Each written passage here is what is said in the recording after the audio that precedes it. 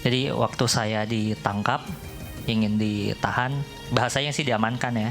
Iya. Saya mengalami berbagai banyak kekerasan gitu. Di tempat unjuk rasa maksudnya? Di tempat unjuk rasa. Oke. Dan juga saya merasa dilecehkan karena saya diminta untuk membuka celana saya pada saat diamankan. Itu di TKP, di lokasi TKP, unjuk rasa? Di lokasi unjuk rasa. Dilihatin orang dong?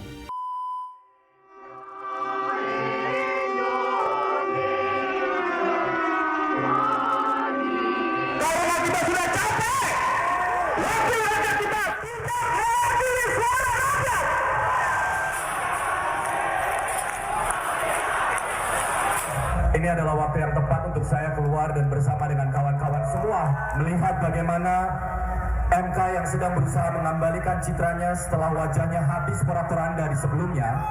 Dan hari ini kita sudah mendapatkan sebuah keputusan yang sangat kita hormati dari MK, masih juga berusaha untuk dibegal.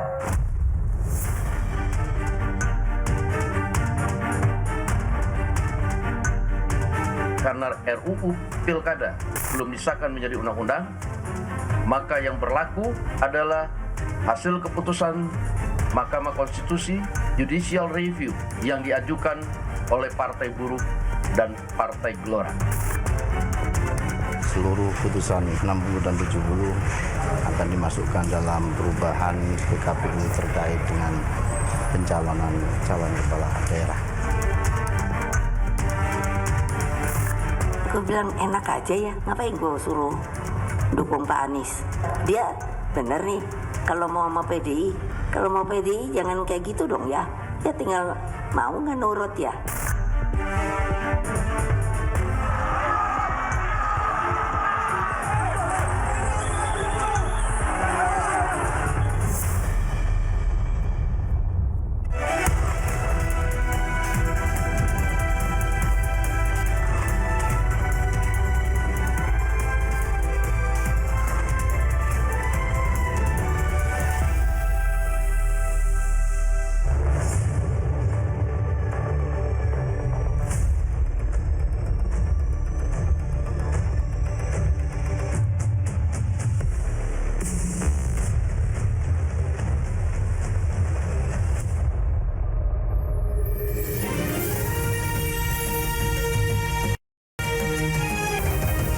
Disiarkan langsung dari studio MNC Conference Hall Tower Jakarta. Inilah Rakyat Bersuara bersama Aiman Wicaksono.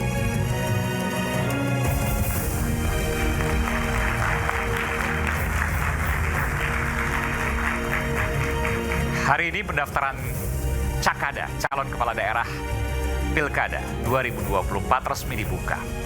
Laga di Pilkada Jakarta yang membuat paling penasaran dan juga tentu ada beberapa daerah lain. Di Jakarta misalnya ada pasangan Ridwan Kamil dan Suswono yang diusung oleh Kim Plus menunggu lawan tanding. Anies Baswedan dan Rano santer diusung PDI Perjuangan, meskipun hari ini, setidaknya sampai detik ini yang muncul adalah Pramono dan Rano. Meskipun banyak orang yang tidak percaya akan nama-nama itu. Pramono dan Rano maksudnya. Pilkada termasuk setiap manuvernya dan Jakarta masih menjadi tujuan utama. Anggaran besar jadi lompatan menuju kursi orang nomor 1. Dan jungkir balik Pilkada. Dan setiap manuvernya akan kita bahas pada malam hari ini. Saya Aiman Wicaksono, inilah Rakyat Bersuara.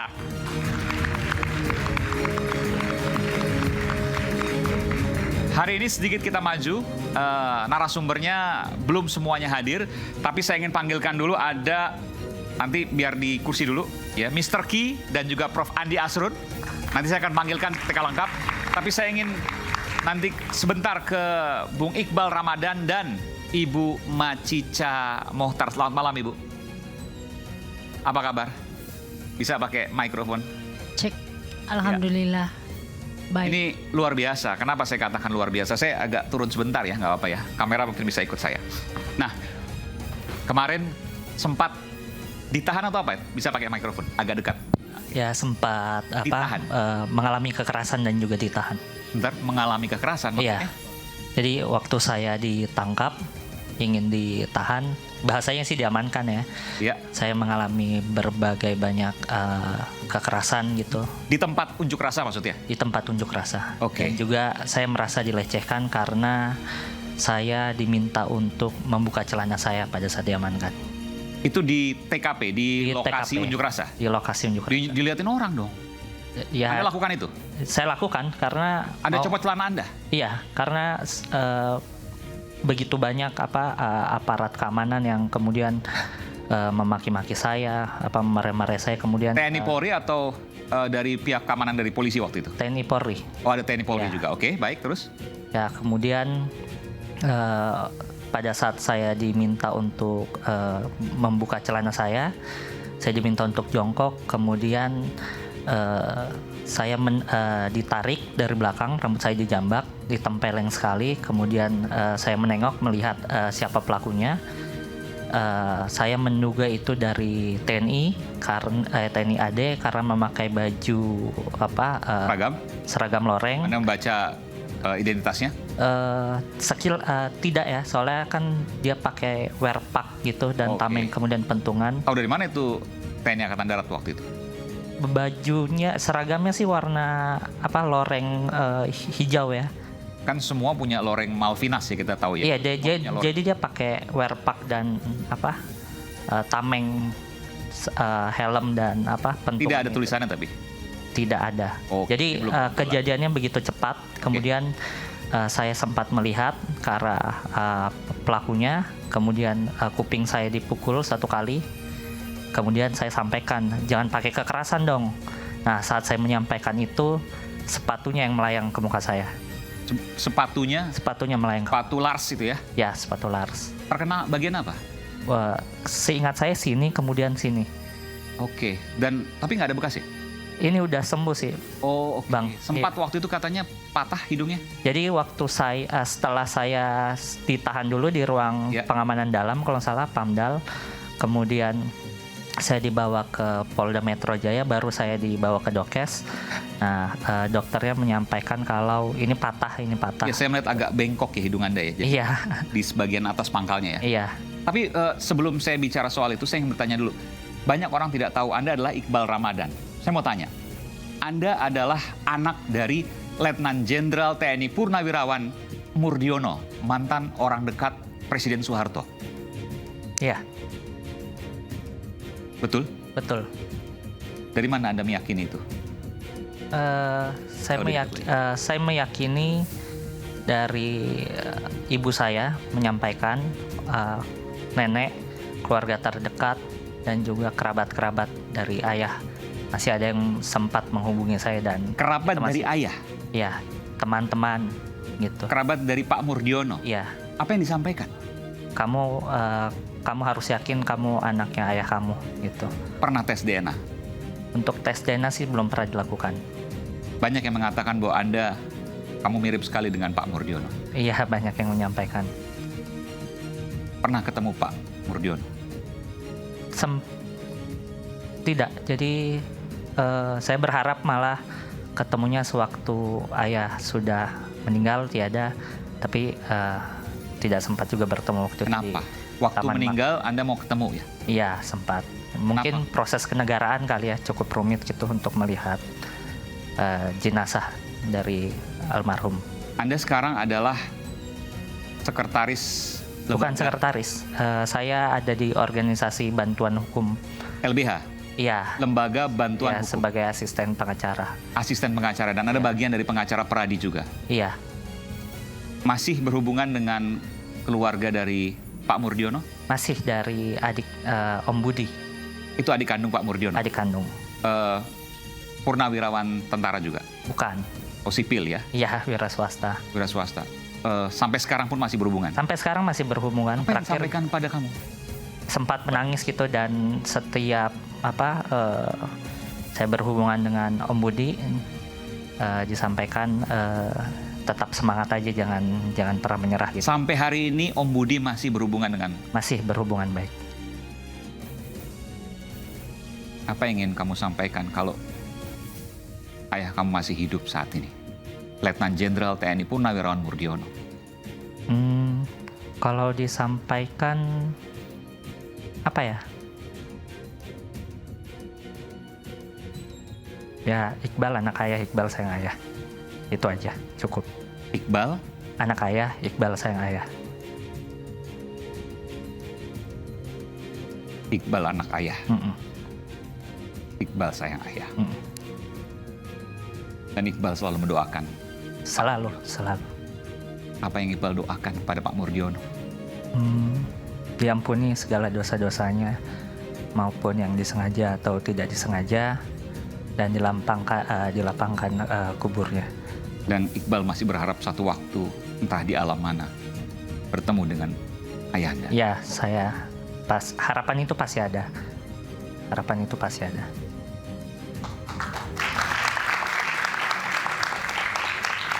Ibu Macica, Ibu membesarkan sendiri Iqbal, betul ya?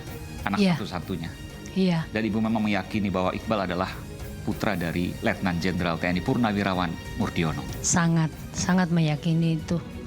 Karena saya hampir 8 tahun hidup bersama beliau. Jadi ketika Iqbal lahir pun kami masih bersama dan bahagia sekali ketika Iqbal lahir. Cuma ketika Iqbal sudah berumur 2 tahun, saya sudah berpisah sama Bapak.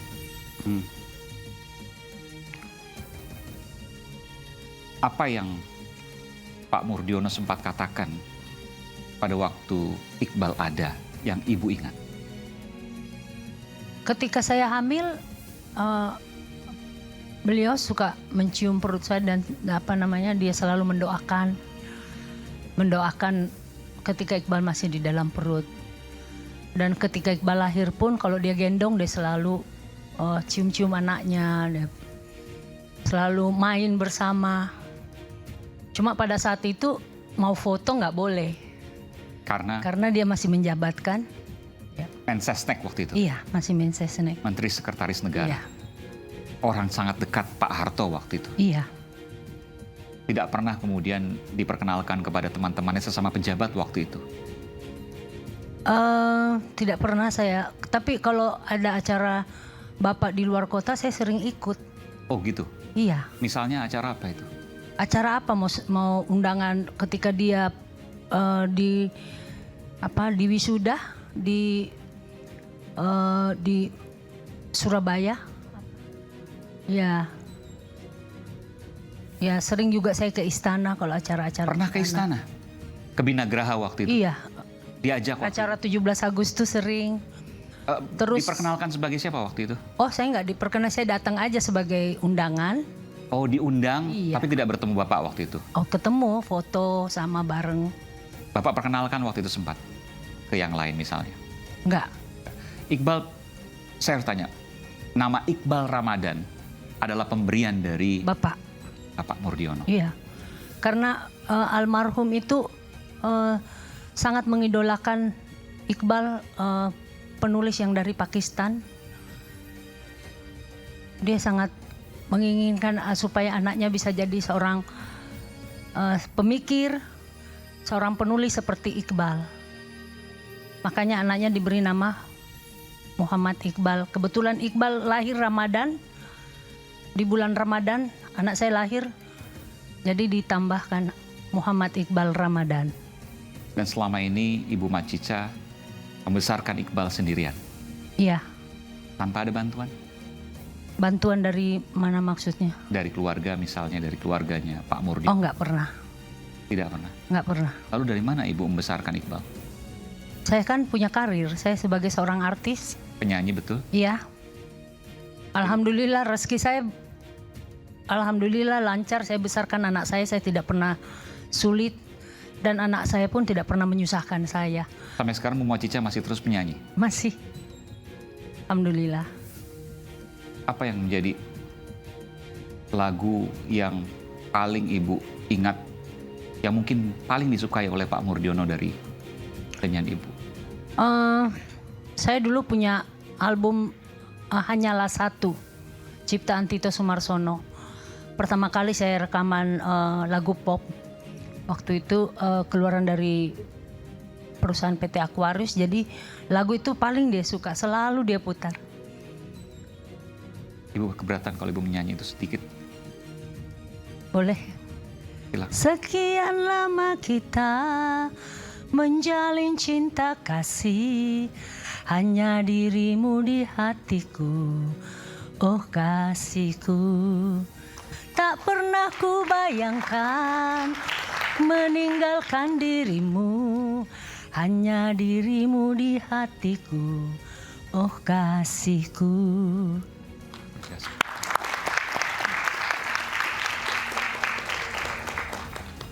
Ini hal yang jarang gitu ya.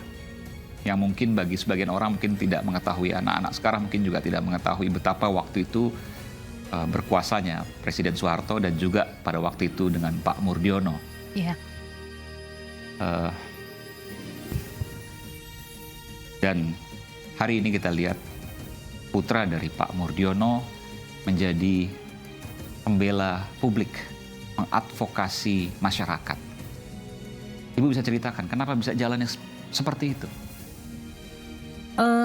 Mungkin dari kecil Iqbal ini kan saya besarkan dengan keadaan yang tidak adil menurut saya. Karena saya menikah dengan Pak Mur itu kan kalau secara Islam itu sah. Tapi negara tidak mengakui itu.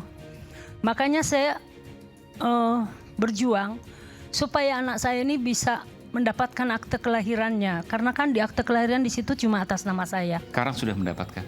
Belum. Sampai karena sekarang Iqbal belum punya akte kelahiran? Punya, tapi atas nama ibu. Oh, tidak ada ayah. Nama ayah. Jadi akte kelahiran Iqbal sekarang tidak ada ayahnya? Iya, makanya kan kemarin saya berjuang sampai ke Mahkamah Konstitusi. Jadi kemudian dikabulkan, tapi tidak bisa diberlakukan kepada anak saya. Karena anak saya kan lahir tahun 96. Putusan Mahkamah Konstitusi yang disahkan itu adalah tahun 2011. Jadi tidak berlaku surut. Seperti itu. Makanya ketika saya mulai dari mau nyekolahkan anak saya dapat kesulitan ketika anak saya tidak ada akte kelahiran. Di situ saya mulai merasa kok begini sih, kok perlakuannya kayak begini, nggak adil gitu loh. Terus ya udah, akhirnya saya menempuh cara secara hukum gitu. Karena saya kan buta hukum, saya nggak ngerti hukum. Saya dibantu oleh pengacara saya, Bapak Rusdianto. Kemudian saya mulai melangkah sampai akhirnya berjalan sampai diputuskan oleh Mahkamah Konstitusi tahun 2011. Dan disitulah Iqbal juga mengalami itu, mulai di masa pertumbuhan dia. Ketika dia tamat SMA, Iqbal, saya kan sangat terbuka sama anak saya. Kamu mau kemana nak? Akhirnya dia memilih hukum. Apa yang dikatakan waktu itu? Saya mau masuk ke Fakultas Hukum aja Bunda, supaya kita tidak buta hukum. Supaya saya bisa membela bukan hanya diri saya, bukan hanya Bunda, tapi saya bisa membela orang-orang yang tidak mengerti hukum. Apa yang Ibu Macica harapkan dari seorang Iqbal ke depan? Anak saya ini orangnya sangat kritis dari kecil memang.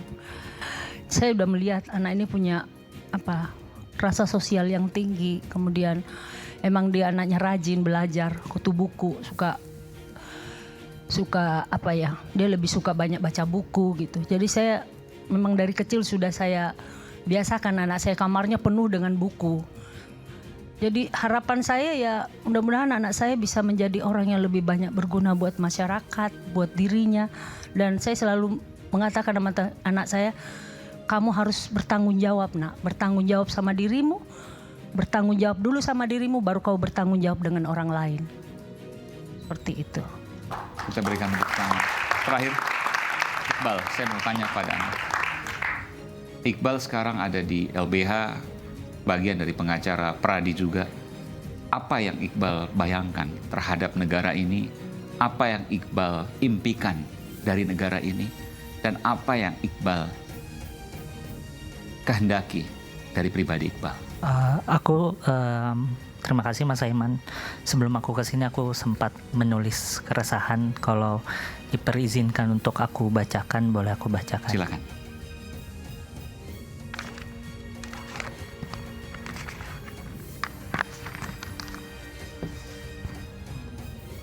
Aku menyebutnya tragedi 22 Agustus 2024. Memang benar, ayah saya seorang jenderal TNI dan pejabat tinggi pada era Orde Baru. Namun, saya terlahir dari rahim seorang perempuan, seorang ibu yang penuh dengan perjuangan. Ibu saya harus bekerja keras, mencari nafkah dan merawat saya tanpa kehadiran sosok ayah. Saya tidak pernah menggunakan nama besar almarhum ayah saya untuk kepentingan pribadi. Saya menjaga rapat latar belakang kedua orang tua saya. Bahkan ketika saya berada pada situasi yang sangat mengerikan di hadapan aparat bersenjata yang melecehkan, memukul, dan menendang kepala saya, tidak sedikit pun terpikirkan untuk memanfaatkan nama besar ayah saya agar diberikan pengampunan oleh aparat yang sedang menyiksa saya. Hanya satu yang saya ingin ketahui, bagaimana rasanya menjadi masyarakat kecil saat mereka ditangkap dan ditahan oleh aparat keamanan karena menuntut hak-haknya. Hak untuk bebas dari penyiksaan adalah hak semua anak bangsa di atas bumi manusia. Saya bukan seorang anak yang hidup dalam kemewahan dan kekuasaan. Sejak kecil saya berjuang melawan ketidakadilan. Ibu saya selalu menanamkan nilai-nilai keadilan dan welas kasih. Harapan terbesar ibu saya adalah agar saya bisa berguna bagi masyarakat dan berpihak kepada mereka yang terpinggirkan. Di saat yang lainnya memanfaatkan nama besar orang tuanya agar mendapatkan kedudukan dan jabatan, di sisi lain ada banyak orang tua dan pemuda yang berjuang untuk membayar biaya pendidikan yang mencekik, mencari kerja untuk menjadi tulang punggung keluarga, dan menjadi ojol hanya untuk bertahan hidup sehari. Jurang antara si kaya dan si miskin begitu lebar di negeri ini. Takdir memilih saya terlahir sebagai anak dari seorang jenderal TNI di era Orde Baru dan penyanyi kampung dari Sulawesi Selatan. Saya tidak bisa menolak takdir itu. Namun, hal itu tidak menutup hati nurani saya dan akal sehat saya untuk melawan kesewenang-wenangan penguasa terhadap rakyatnya. Menolak penguasa membangun kuil dinasti keluarga di saat rakyatnya kesulitan mendapatkan pekerjaan, masyarakat adat digusur dan dikriminalisasi, pejuang hak asasi manusia dikriminalisasi, pejuang lingkungan dibunuh, biaya pendidikan mahal, sembako mahal, dan minimnya akses bantuan hukum untuk masyarakat kurang mampu. Sebagai seorang manusia, hal itu yang tidak dapat saya terima. Perjuangan ini bukan hanya tentang saya. Perjuangan di bulan Agustus 2024 milik semua pemuda yang bahu-membahu melakukan perlawanan yang dimulai sejak 22 Agustus hingga hari ini. Milik semua pemuda yang mengalami kekerasan oleh aparat keamanan. Cerita di akhir bulan Agustus kemerdekaan Indonesia adalah cerita tentang perjuangan pemuda yang menentang status quo dan kekuasaan yang zalim. Saya hanyalah seorang anak yatim yang sedang berjuang melawan ketidakadilan. Saya tidak berbeda dengan anak muda lainnya yang sedang berjuang melawan ketidakadilan di negeri ini. Negeri ini bukan hanya milik keluarga tertentu. Kami pemuda menolak tunduk pada kekuasaan yang zalim. Iqbal Ramadan, putra dari Letnan Jenderal TNI Purnawirawan Murdiono. Saya ingin dengarkan dari Ibu Macita terakhir ya, sebelum saya break. Ibu akan terus mendukung perjuangan Iqbal. Saya akan mendukung anak saya karena saya tahu anak saya adalah anak yang berhati mulia, anak yang penuh tanggung jawab, dan saya akan mendoakan dia terus untuk setiap langkahnya dapat ridho dari Allah Subhanahu wa Ta'ala. Apapun resikonya. Apapun resikonya. Nyawa sekalipun taruhannya. Ya, namanya seorang pejuang kan kita harus ikhlas kalau udah seperti itu. Ibu mengikhlaskan Iqbal untuk negeri ini. Iya, harus supaya anak-anak muda yang lain juga bisa menjadi seperti Iqbal yang lain. Iqbal bisa berdiri. Ya, tiba-tiba saya ingin meluk Anda. Ibu. Baik, saya sungguh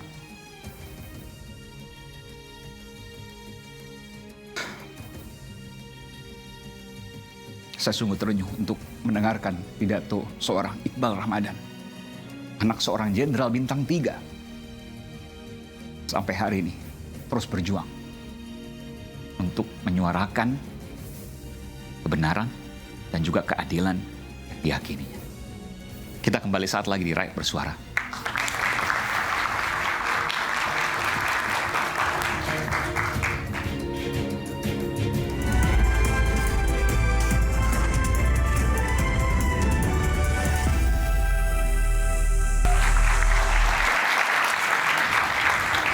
Dan seperti Rakyat Bersuara pada sebelumnya, saya akan panggilkan sejumlah narasumber bersama saya di panggung Rakyat Bersuara. Saya undang, ia adalah tim dari Ketua Badan Pemenangan Pemilu Pilkada untuk PDI Perjuangan dengan gayanya yang selalu nyentrik, Bung Adian Napitupulu. Luar biasa. Silakan Bung Adian.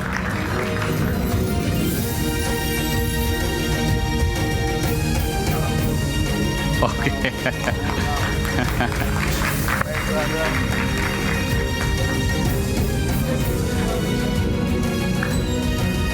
Silakan Bang Adian. Mana? Duduk. Duduk. Mau berdiri juga. Silakan sebelah sini Bang Adian. Jadi saya mau tanya dulu sebelum yang lain. Jadi Pramono Rano fix Jakarta. Oke. Keputusan resminya kita tunggu besok. Udah. Sudah. Biar ada kejutan.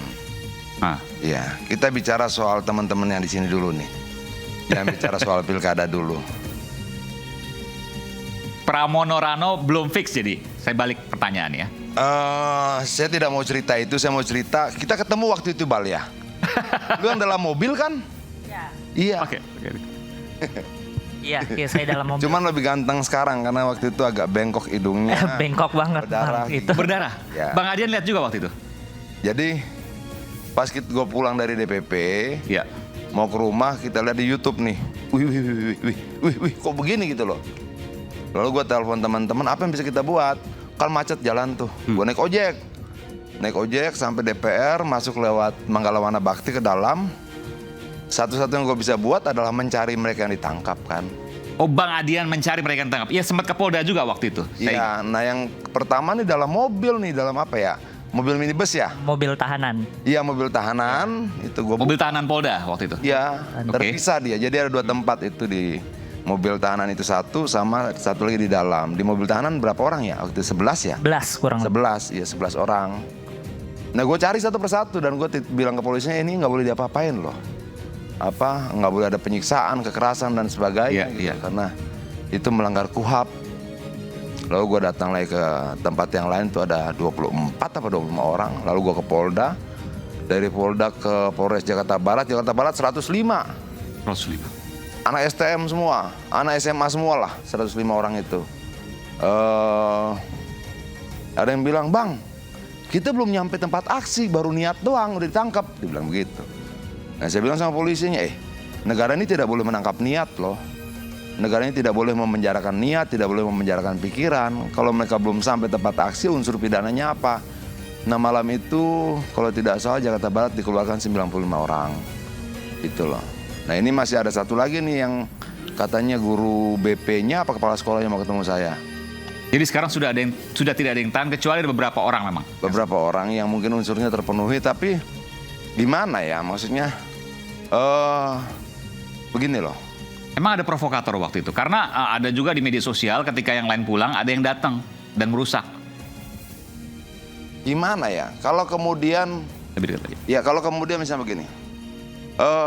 Ada situasi yang nggak benar, ada situasi yang diyakini banyak orang, termasuk secara konstitusional dan berikut hari DPR mengakui itu dengan membatalkan hasil baleknya, tidak menjalankan hasil baleknya.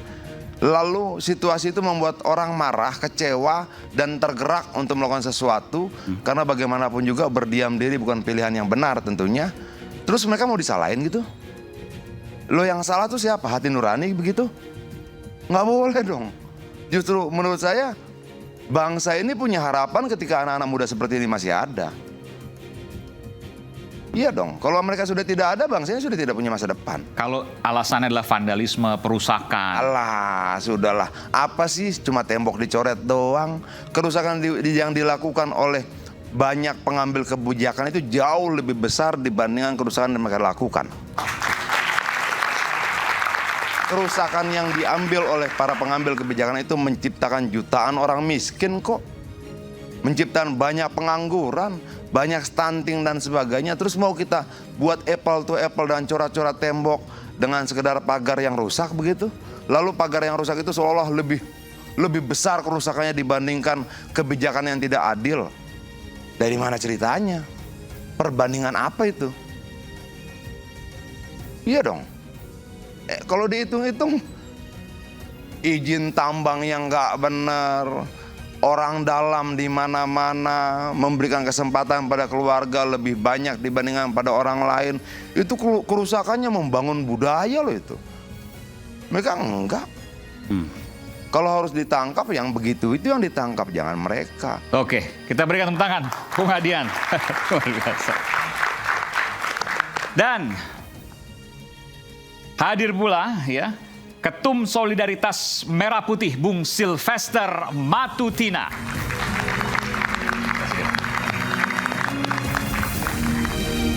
Oke.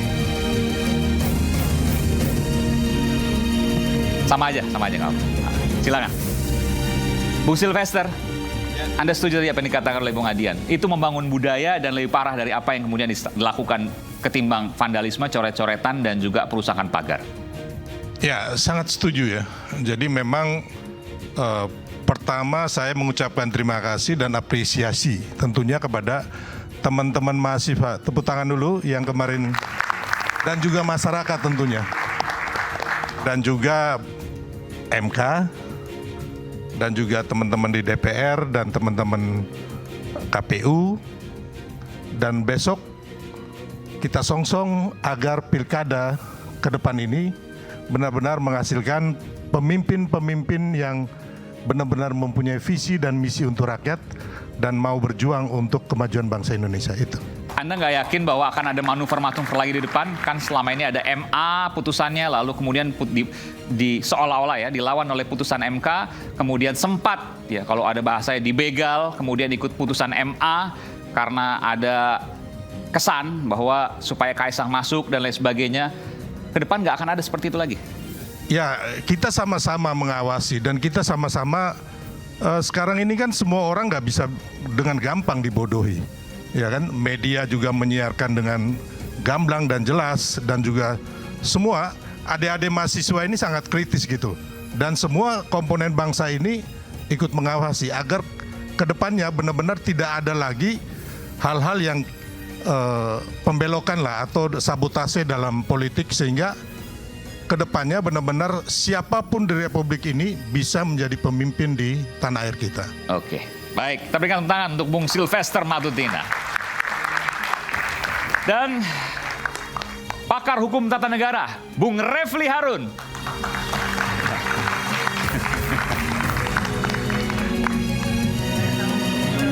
Oh, oke. Oke, silakan Bung Refli. Gimana? Jadi semua sudah selesai sekarang, tinggal besok kita tunggu pendaftaran hari ini, besok dan lusa ya, sampai tanggal 29. Dan tidak ada yang perlu dikhawatirkan lagi karena semua sudah on the track. Anda setuju dengan itu? Saya kira pilkada pendaftaran itu kan hanya satu fase ya untuk memperjuangkan Republik lebih baik.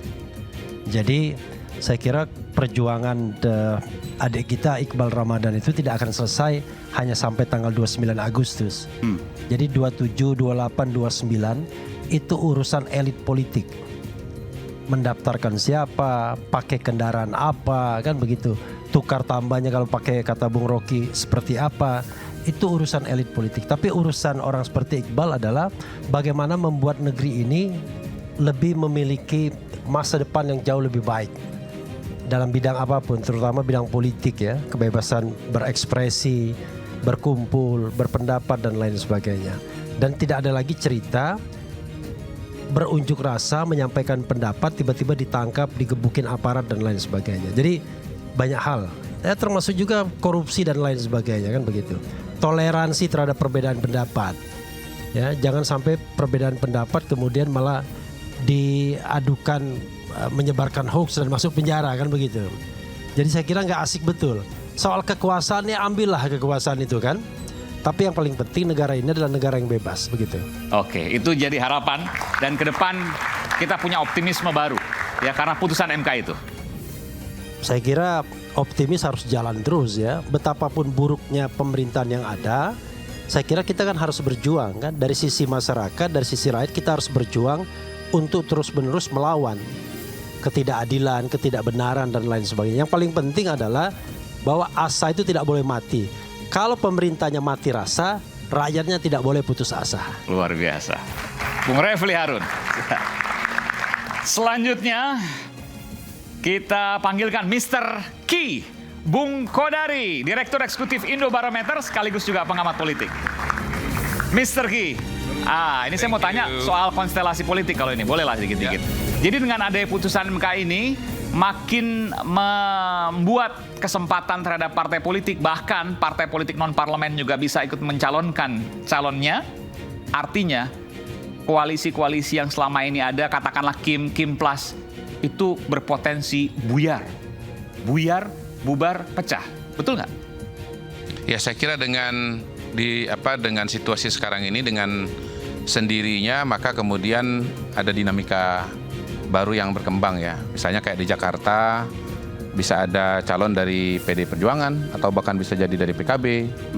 Kemudian misalnya di Sumatera Selatan PD Perjuangan mencalonkan bahkan kalau saya tidak salah sebelum ini menjadi kader Partai Gerindra begitu. Tadinya di Sumatera Selatan itu kandidatnya 2 pasang, kemudian per hari ini kelihatannya akan jadi 3 pasang. Oke, ya. Dan ini akan terus berproses ke depan. Ya. Bahkan Jakarta bisa, kan sekarang udah ada 2 calon, 1 calon dari Kim Plus, 1 independen. Persorangan, ya. Perkiraannya 3 calon nanti atau bahkan mungkin 4 calon? Bisa 3, bisa 4. Bahkan Jakarta bisa 4, prediksi Anda? Ya, per hari ini kan PDI Perjuangan dari berita yang beredar akan mengajukan pasangan Pramono Anung dan Rano Karno. Ya. Yang belum fix kata. Iya, betul. Median. Kalau PKS sudah, ya kalau saya baca dari pernyataan Bang Oli Dondo Kambe ya, bahkan sudah ada jamnya, besok daftar jam 11 katanya. Betul. Jadi Pak Pramono Anung sudah mengatakan kepada Pak Oli bahwa akan daftar besok jam 11. Oke. Dan Pak Pramono juga sudah menyiapkan surat menyurat yang dibutuhkan untuk pendaftaran. Itu. Artinya bye-bye Anies Baswedan itu? Kelihatannya begitu untuk PDI Perjuangan, calonnya bukan Anies Baswedan. Nah, apakah kemudian Anies masih akan maju dari partai yang lain? Ya kita lihat aja nanti perkembangannya. Tapi ada keyakinan yang Anda lihat dari sekarang berdasarkan pernyataan-pernyataan faktual, Anies tidak akan diusung oleh PDI Perjuangan. Sampai hari ini kita belum lihat ada partai lain yang menyebut nama Anies Baswedan untuk bisa maju. Paling tidak dalam waktu beberapa hari terakhir ini ya. Kan kalau kita bicara beberapa waktu yang lalu, misalnya Anies Baswedan itu sempat diwacanakan oleh Nasdem, sempat diwacanakan oleh PKB di luar dari PKS. Kalau PKS sudah menyatakan tidak karena sudah berpasangan, sudah mendukung pasangan Ridwan Kamil dan Suswono.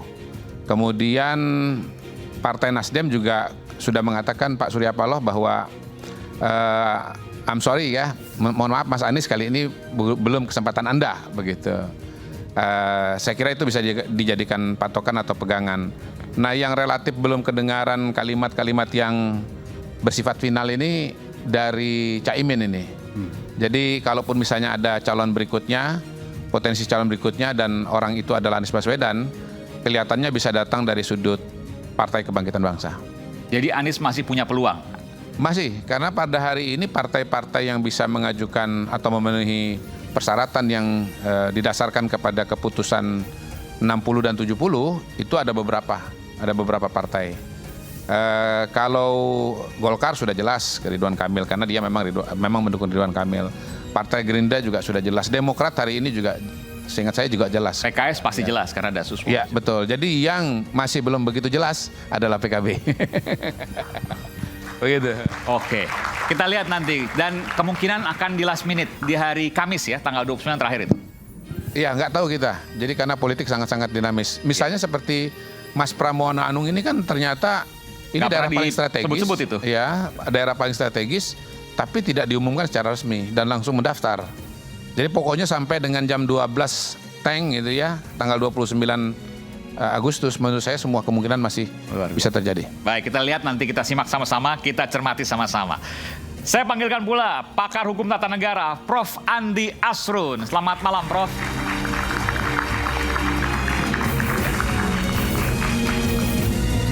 Silakan, Prof.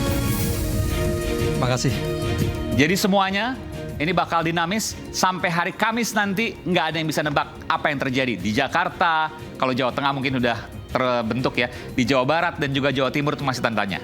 Saya kira akal sehat sudah menentukan bahwa ini akan berjalan sesuai dengan normanya ya. PKPU sudah ada, kemudian DPR kemarin melalui Wakil Ketua mengatakan batal revisi. Ada persetujuan antara DPR, KPU, ya, dan lembaga penyelenggara lainnya, DKPP. Ini jalan. Kita berdoa yang terbaik aja, Bung Aiman. Oke, luar biasa. Terima kasih. Sebelum saya panggilkan satu orang ini, satu sosok ini, luar biasa. Saya ingin putarkan dulu pernyataan Pak Prabowo soal keretakan antara Prabowo dengan Jokowi yang dikomentari oleh Pak Prabowo. Kita akan dengarkan pernyataan ini. Ternyata Prabowo dan Jokowi sudah retak. Retak di mana retaknya? Selalu mau adu domba, selalu adu domba. Ya. Kita, tapi itu yang ini ya, bagian ini ya, sudah selesai ya. Ini kalau dipanjangin lagi dikit lagi tuh ada bilang podcast. Saya ingat yang hanya membahas podcast tentang keretakan Prabowo dan Jokowi adalah podcast Tempo, dan narasumber utamanya pada waktu itu adalah Bung Rocky Gerung. Tapi nanti saya akan tanyakan soal ini, apakah itu yang dimaksud oleh Pak Prabowo? Kita kembali saat lagi. Nanti Bung Rocky. Nanti Bung Rocky biar situ aja kapan. Kita akan kembali saat lagi, tetap bersama kami di Rakyat Bersuara.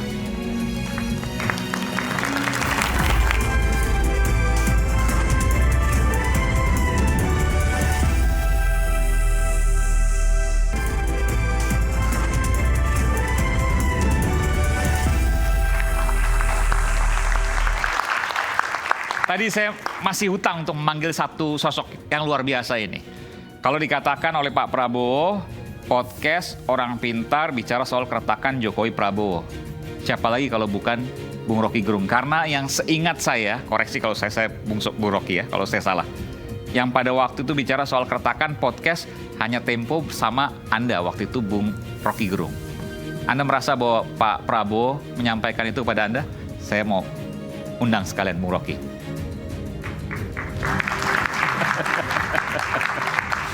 Silakan Bung Rocky. Di mana, Adik? Di sini boleh, sambil jalan boleh. Iya, Pak Prabowo kan nggak nyebut nama. Betul. Yang nyebut nama kan Aiman. Ya, yang bikin retak siapa itu? Oh. Kan setiap incoming selalu ada yang outgoing, kan itu dasarnya kan. Prabowo incoming, Jokowi outgoing. Ya pasti kimianya lepas.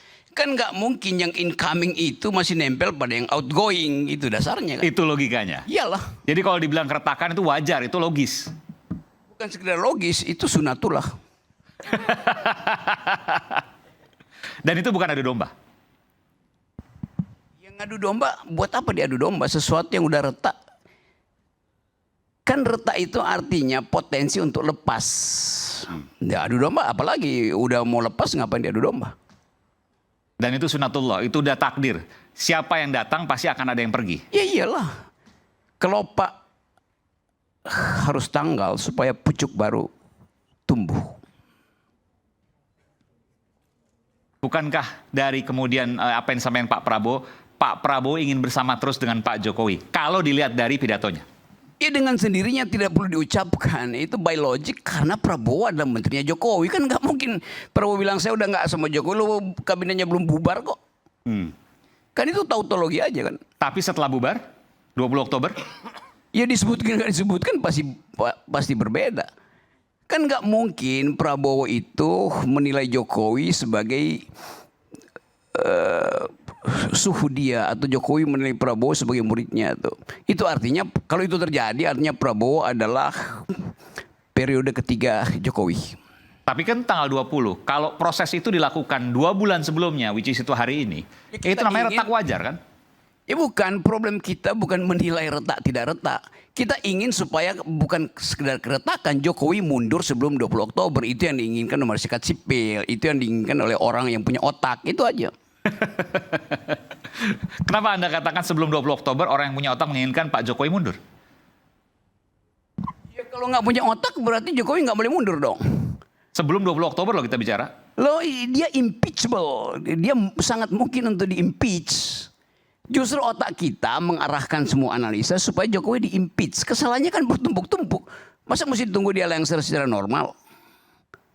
Masa Aiman nggak bisa baca yang disebut sebagai public, sebut aja public interest-nya. Kan bagaimana mungkin ada demonstrasi besar-besaran terus kita tutup kemungkinan Jokowi di-impeach? Kan nggak masuk akal. Buat apa ada demonstrasi kalau tidak dalam upaya untuk mengimpeach? Tapi itu tidak mungkin diucapkan secara sempurna. Itu namanya ya implisit diinginkan itu. Eksplisit ya mesti ditemukan kesalahannya, dan yang eksplisit itu dari 5 tahun lalu udah sangat eksplisit kan. Jadi yang dibuat oleh Tempo itu adalah dosanya Jokowi. Dosa Jokowi itu diterjemahkan secara politik impeachable, mungkin di-impeach itu, mungkin dilengsarkan. Lalu apa yang problem di situ kan nggak biasa aja tuh. Ada yang mau menanggapi? Bung Silvester, silakan. Jadi saya bingung juga ya, kalau memang mau impeachment, dasar-dasar impeachment itu apa, ya kan? Kesalahan Pak Jokowi ini kan sampai saat ini kan mereka nggak bisa identifikasi, dan juga teman-teman di DPR juga nggak bisa identifikasi. Jadi kesalahan Pak Jokowi tidak bisa diidentifikasi. Iya, dan itu menurut saya jauh ya. Pak Jokowi pasti akan selesai dengan kepala tegak. Tanggal 20 Oktober. Tanggal 20 Oktober, itu aja. Saya tambahin ya. Jadi Bung Rocky ini nggak ngerti hukum tata negara sama sekali dia. Karena dia bilang bahwa presiden harus turun sekarang. Padahal presiden itu cirinya ya setelah reformasi dan amandemen konstitusi, posisinya itu makin kuat. Karena dia fixed term selama 5 tahun. Memang dia bisa di-impeach, tapi ada syarat-syaratnya. Nah sekarang syaratnya apa? Syaratnya itu adalah hukum tata negara apa hukum tata rakyat? Belum selesai. Saya tadi mendengarkan Anda. Coba tertib sedikit kalau berpikir ya Bung Rocky. Ya. Ya itu nggak tertib Anda itu. Saya membiarkan Anda bicara. Saya belum selesai. Anda udah bicara. Dalam hukum tata negara. Ya nggak apa-apa. Nanti aja, nanti ada jawabnya nanti. Setelah saya bicara baru Anda jawab. Bukan soal tidak tertib. Setelah saya bicara baru Anda jawab. Saya membiarkan Anda bicara. Baru saya jawab. Setuju? Oke? Oke. Ya. Syarat impeachment itu ada proses-prosesnya.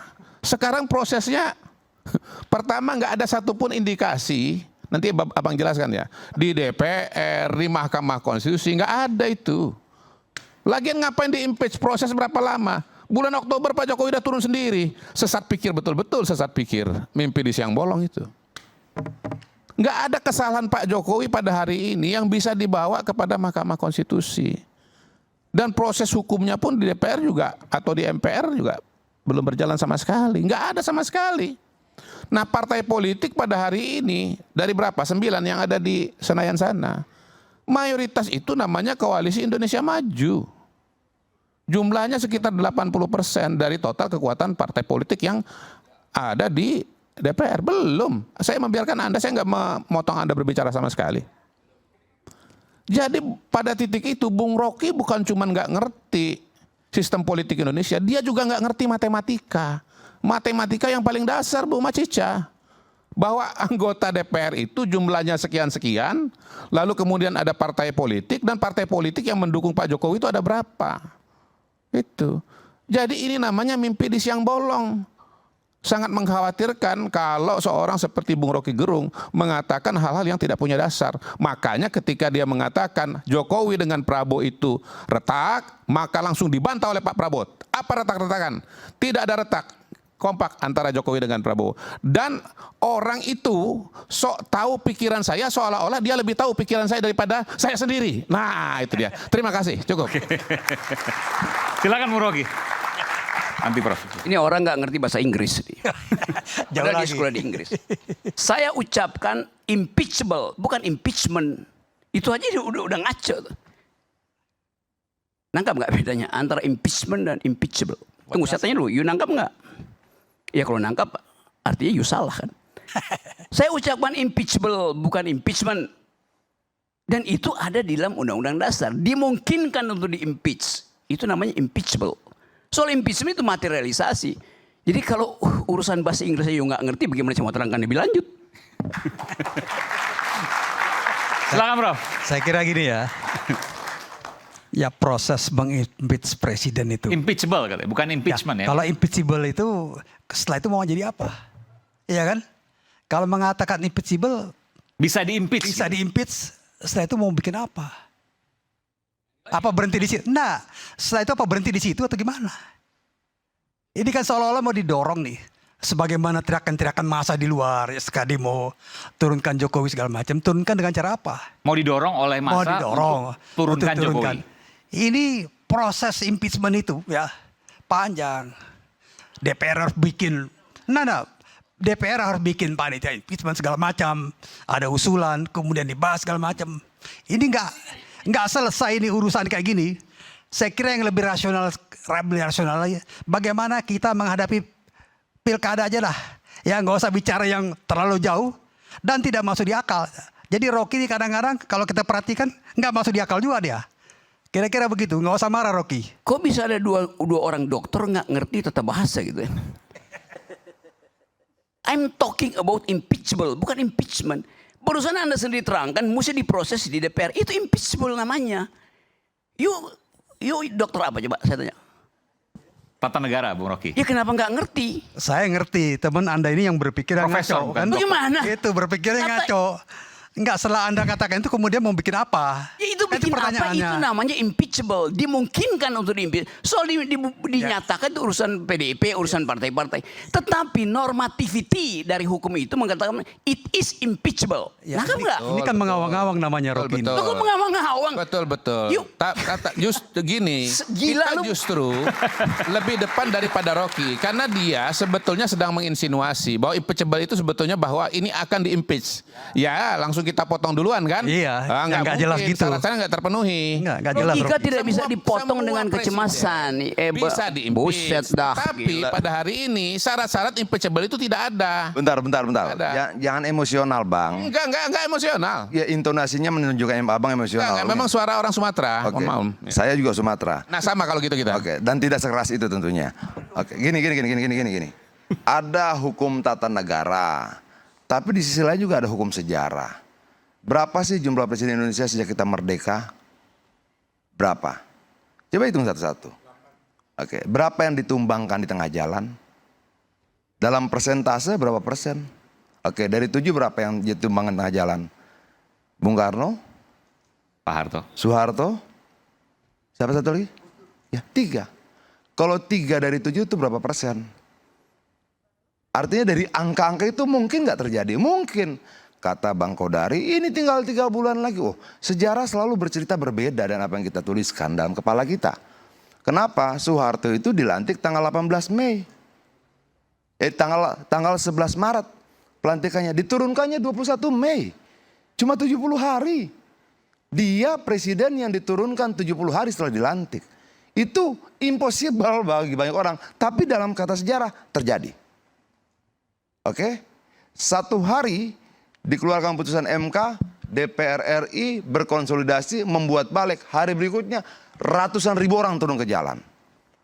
Dari kacamata ilmu pengetahuan susah. Tapi sejarah bilang saya akan memilih orang-orang saya sendiri. Mahasiswa akan katakan saya siap menjawab tantangan zaman dan sejarah. Terus apa yang tidak mungkin? Dalam konteks ini, mau membantah sejarah? Sejarah kita begitu kok. Mana ada orang bilang dulu Soeharto bisa diturunkan cuma 70 hari setelah dia dilantik. Lalu Mungkin nggak kemudian ada orang mau diturunkan 70 hari sebelum turun. Ya mungkin saja dalam konteks sejarah pernah terjadi yang serupa itu. Kita membantah apa gitu loh. Ya cuman mekanismenya melalui apa itu? Kenapa? Kalau mekanisme melalui apa? Impeachment dan impeachable tadi kan dua hal yang berbeda. Artinya bahwa itu mungkin dijatuhkan, mungkin. Mekanismenya impeachment. Oke. Nggak ada. Oke, sekarang saya mau nanya, siapa yang bisa pernah menjawab jalannya sejarah dengan baik? Siapa yang bisa menebak jalannya sejarah? Tadi Bung Adian ya. Bung Adian ya pakai angka ya. Sebentar. Berapa? 7 presiden Abang. kita. Sisanya menyelesaikan masa jabatannya dengan baik. Abang. Kenapa Anda melihat yang 3? Kenapa nggak lihat yang 4? Abang. Buat saya peristiwa yang terjadi sekarang ini arahnya selesai sesuai dengan yang dijadwalkan. Abang tadi boleh dong, Bos. Bentar. Abang tadi begitu bijaksananya meminta waktu dari Rocky Gerung menyelesaikan bicara. Kenapa tiba-tiba abang merampas hak saya? Namanya coba-coba. Oh, coba-coba. Bukan. Gini. Menurut saya hati-hati kalau terlalu dekat dan kekuasaan yang sering kali kita lihat dalam banyak hal bertingkah semena-mena. Abang bisa ketularan loh, Bang. Abang bisa ketularan. Semena-mena mengambil hak saya untuk bicara. Mungkin awalnya coba-coba. Seperti yang lain juga pernah coba-coba merubah undang-undang. Kita kan saling celetukan aja tadi. Silakan. Celetuk pendek, Bang, tidak panjang. Ini pendek ini. Oke. Nah, jadi menurut saya begitu. Sudahlah. Mau 3, mau 4. Kenapa lihat yang 3? Kenapa tidak lihat yang 4? Ini kan debat apa gitu loh. Tapi yang saya sampaikan bahwa pernah terjadi, berkali-kali. 7 presiden, 3 tumbang tengah jalan. Apa yang mau kita bantah dari situ? Nggak ada. Apakah setiap proses penumbangan itu selalu ada kalkulasi-kalkulasi sebelumnya? Nggak banyak kok. Itu loh. Dan semua yang tumbang seperti Soeharto itu selalu awalnya kesombongan. Dan yang harus kita lihat, gerakan mahasiswa kemarin memberikan saya satu kesimpulan sederhana. Keberuntungan Jokowi sudah selesai. Dia gagal bukan oleh parlemen, dia gagal bukan oleh politisi, dia gagal bukan oleh yang lain, tapi oleh anak-anak muda tak terduga ini. Anak-anak muda tak terduga ini yang membuat rencana itu berantakan. Yang membuat balik itu kocar-kacir. Yang membuat terpaksa harus merubah KPU lagi. Tunduk mereka. Mereka tunduk tidak pada kekuatan besar yang luar biasa. Ini nih, anak-anak lucu-lucu ini, imut-imut, nggak menakutkan, nggak menyeramkan. Modal mereka bukan senjata dan panser, modal mereka kata-kata dan tulisan. Dan ternyata yang ditakutkan oleh kekuatan itu bukan pistol, bukan senapan, bukan panser, tapi kejujuran kata-kata mereka. Itu yang ditakutkan, dan itu mereka buktikan dan luar biasa kemarin. Saya koreksi sedikit ya. Iya, Bang. Bung Karno itu proses keruntuhan kekuasaan Soekarno memang didahului dengan demo-demo mahasiswa segala macam sampai Arif Rahman mati ya. Tetapi proses kenegaraan yang menentukan dia ditolak pidatonya, makanya dicabut kekuasaannya. Kemudian Gus Dur ya, dia bubarkan DPR, dia bikin maklumat segala macam. Kemudian diberhentikan oleh MPR. Ini ada mekanismenya. Kalau Pak Harto memang ini akumulasi krisis ekonomi, meninggalnya tertembak 4 orang mahasiswa, Trisakti. Itu yang real cuma 1. 2 ini melalui mekanisme kenegaraan walaupun didahului dengan demo-demo. Dan saya kira saya punya keyakinan Pak Jokowi selesai tanggal 20 secara husnul khotimah. Kira-kira. Husnul khotimah tanggal 20. Abang, mana mekanisme ketatanegaraannya untuk kasus Bung Karno? Mana mekanisme ketatanegaraannya untuk kasus Gus Dur? Mana mekanisme ketatanegaraan untuk kasus Soeharto? Nggak ada. Itu ekstra konstitusional. Tidak ada mekanisme ketatanegaraan. Ada kekuatan massa bergerak, ada sebuah peristiwa, lalu kemudian kekuatan tentara bergerak, turun. Bahwa kemudian ada proses persidangan berikutnya? Tidak ada. Tidak ada mekanisme ketatanegaraan yang diikuti dengan baik dan benar untuk peristiwa jatuhnya Soekarno. Oke? Tidak ada mekanisme ketatanegaraan yang diikuti untuk turunnya Soeharto. Soeharto turun itu tidak lewat MPR bla bla bla. tidak lewat sidang-sidang, tidak ada sidang-sidang. Oke? Mekanisme ketatanegaraan mana yang diikuti? Makanya saya bilang begini abangku, tolong abang sebagai orang yang cerdas dalam ketatanegaraan, jangan bercerita tentang hal yang abang tidak pahami. Jangan. Itu akan mempermalukan diri abang sendiri. Tidak ada mekanismenya. Gus Dur bagaimana mekanisme ketatanegaraan dia lewati? Apakah ada persidangan-persidangan? Yang kita harapkan seperti sebagaimana diatur dalam konstitusi itu? Tidak ada. Saya ada di zaman itu. Saya tahu peristiwanya. Tapi yang saya katakan bahwa sejarah selalu menulis berbeda dari apa yang selalu diharapkan oleh orang-orang yang menganggap kekuasaannya tidak bisa dihentikan. Gak bisa. Gini ya, tentang Bung Karno, ya itu kan ada pidatonya ditolak oleh MPRS, kemudian dicabut kekuasaannya. Itu mekanisme ketatanegaraan. Kemudian Gus Dur, dia mengucapkan maklumat, ya. Kemudian diberhentikan. Habibie pernah ditolak pidatonya. Kemudian Soeharto, tapi ya. penolakan pidato itu tidak mekanisme ketatanegaraan untuk menurunkan orang. Lah, Abang gini. Enggak, Bung Karno itu gimana? Ditolak misalnya pidatonya oleh MPRS. Itu bukan mekanisme ketatanegaraan itu. Menolak dan menerima pidato itu mekanisme ketatanegaraan biasa yang tidak berujung pada penjatuhan. Dicabut itu kekuasaan Soekarno. Setelah ditolak pidatonya. Setelah dia Yang tidak punya dimaksudkan power Adian politik. ini, mungkin mekanisme ketatanegaraan sebagaimana yang diatur oleh konstitusi sekarang. Loh, lalu apa Yang memang banyak ada mekanisme prosesnya. ketatanegaraan di luar konstitusi? Nggak, begini, ini kan Mana ada? konstitusi Aduh, yang abangku. berlaku sekarang dengan konstitusi yang berlaku di masa lalu itu kan berbeda, Bang Adian. Yang di frame, yang disebut oleh beliau ini adalah mekanisme yang berlaku pada masa itu.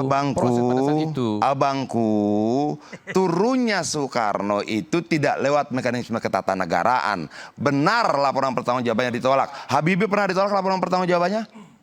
Apakah bermuara pada penjatuhan? Tidak. Itu mekanisme biasa. Yang saya katakan bahwa dari 3 peristiwa ini salah satu penentunya adalah kekuatan rakyat dan mahasiswa. Oke. Bro, saya berikan kesempatan. Ayo kita perdebatkan soal itu. Isu hangat kadang bikin penat, apalagi kalau kita tidak bisa mencerna dengan cermat. Jangan lupa secangkir kopi hangat yang nikmat untuk menemani kebersamaan dalam program Rakyat Bersuara bersama saya Aiman Wicaksono. Saya akan segera kembali. Kopi.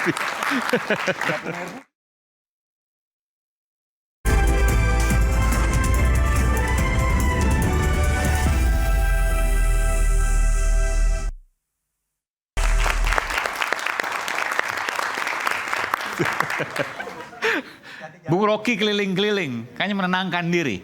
Enggak, di situ bau wangi semua, enggak ada bau ketek. Saya nggak tahu arahnya kemana tuh. Oke, tadi bicara soal apa yang kemudian terjadi. Bung Rocky menyatakan bahwa, Bung Adian menyatakan bahwa kalau untuk impeachment tidak perlu proses ketatanegaraan karena sejarah membuktikan itu. Kurang lebih begitu ya, Bung Rocky. Oke, impeachable yang berujung pada impeachment. Contohnya begini, kita ini hidup dalam beberapa presiden, beberapa kekuasaan. Oke, dulu kita tidak berbicara tentang ketek. Kita berbicara tentang aset, kekayaan, kekerasan, pelanggaran HAM, kemanusiaan, korupsi dan sebagainya. Sekarang lebih ngeri. Semua dibicarakan, termasuk ketek tadi. Jadi begini maksudnya apa? Lu sadar nggak ada bahaya luar biasa di depan sana? Bahwa kemudian semua bisa menjadi objek yang tidak disukai. Tiba-tiba muncul di media sosial. Tiba-tiba muncul. Dulu kita bilang soal kebenarannya nggak tahu. Gitu. Kejahatannya, pelanggaran HAM-nya. Sekarang ketek jadi problem. Untuk menyampaikan ada sesuatu yang salah. Gitu loh. Sadar dong. Ada sesuatu yang gawat di luar sana yang mungkin karena kalian terlalu jauh di atas sana tidak melihat itu sebagai sebuah kebahayaan. Ini ngeri. Tapi saya mau tanya, orang bilang bahwa itu mungkin dimunculkan oleh netizen atau bagian dari operasi tertentu. Apapun itu, ketika diterima oleh publik melihat itu sebagai sesuatu yang memang harus mereka terima. Oke, apapun itu dulu, sumbernya. Begini ya. Dulu saya mencatat berapa aset Citra Manggala Nusantara Persada, berapa asetnya ini segala macam, berapa tanah yang diambil segala macam. Sekarang mereka sudah tidak lagi berbicara soal itu. Apapun bisa menjadi representasi ketidaksukaan mereka. Apa? Ketek. Saya bilang ini ada apa dengan generasi kita? Tapi mau setuju tidak setuju, yuk kita lihat ada bahaya besar di sana bahwa tingkat batas kesabaran mereka hampir selesai. Dan mereka mengungkapkannya dengan berbagai macam cara. Saya bilang, oh nggak bisa. Kalian tidak boleh menyerang anaknya, tidak boleh menyerang cucunya. Di sosial media, semuanya loh. Luar biasa. Ini kalau kalian tidak sadar ada sesuatu, hati-hati.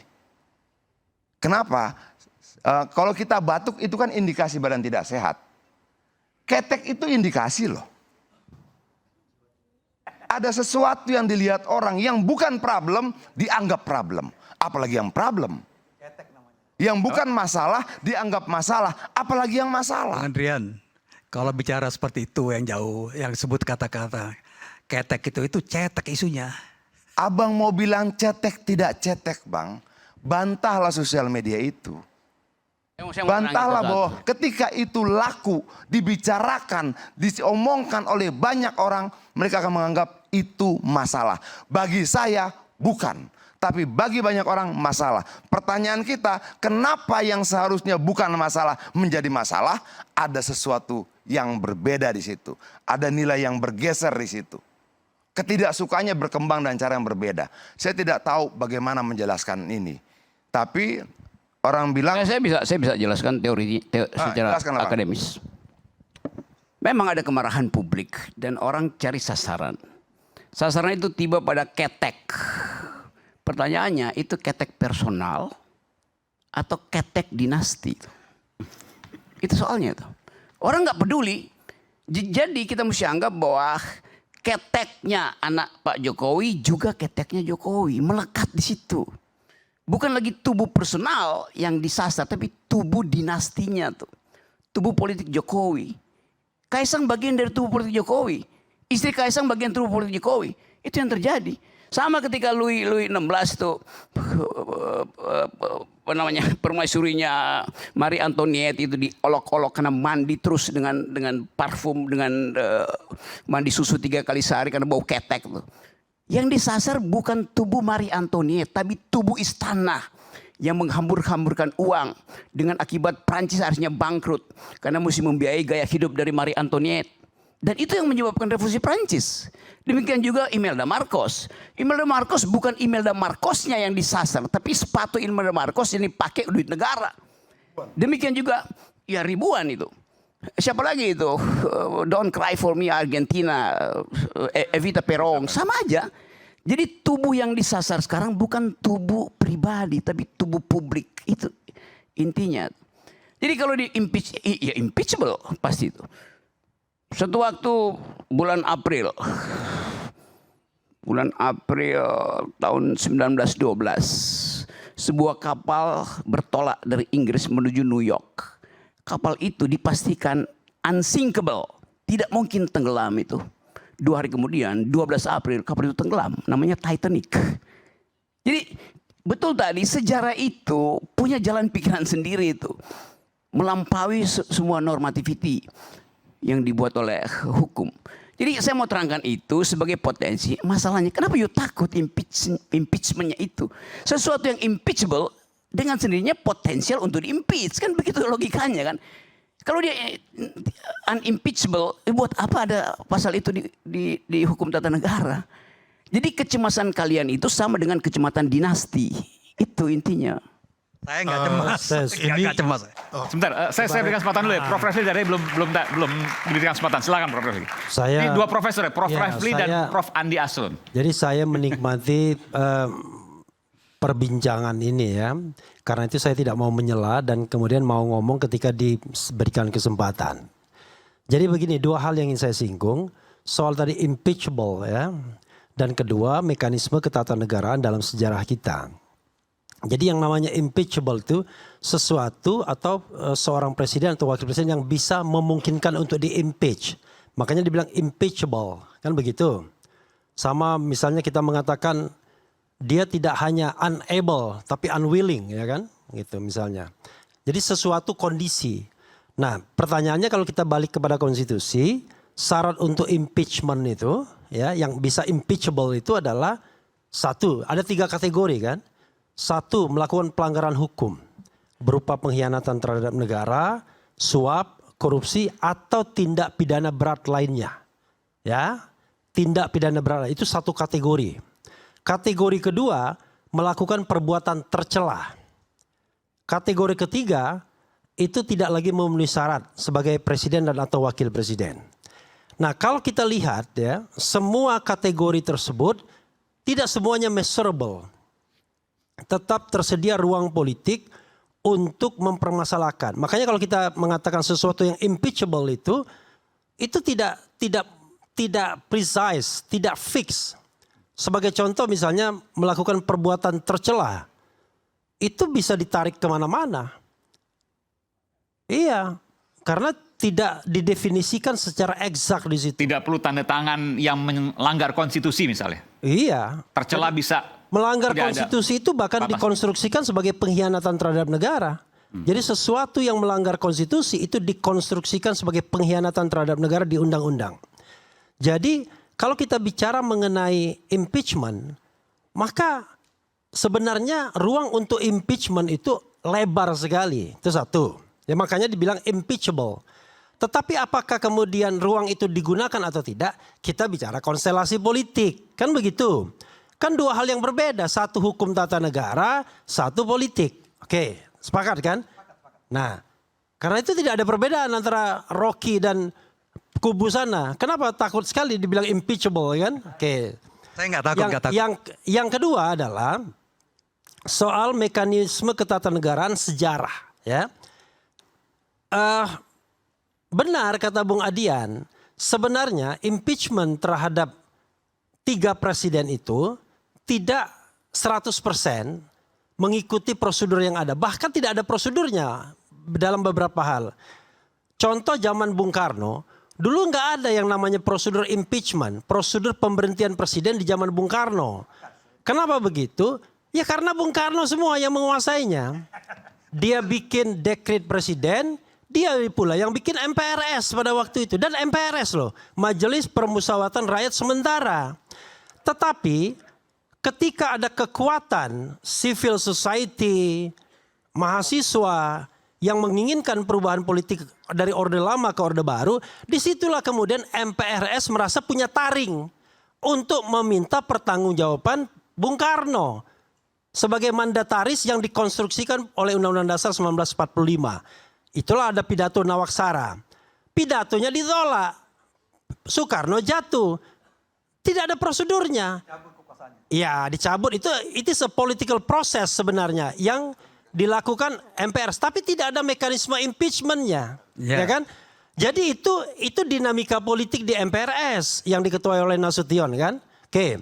Tapi dicabut kekuasaannya kan? Iya, tapi kan tidak ada prosedurnya waktu itu. Yang jelas MPRS karena dia merasa saya punya kewenangan sebagai lembaga tertinggi negara, saya cabut kewenanganmu. Tapi nggak pakai proses itu, nggak pakai proses yang ada sebelumnya, gitu.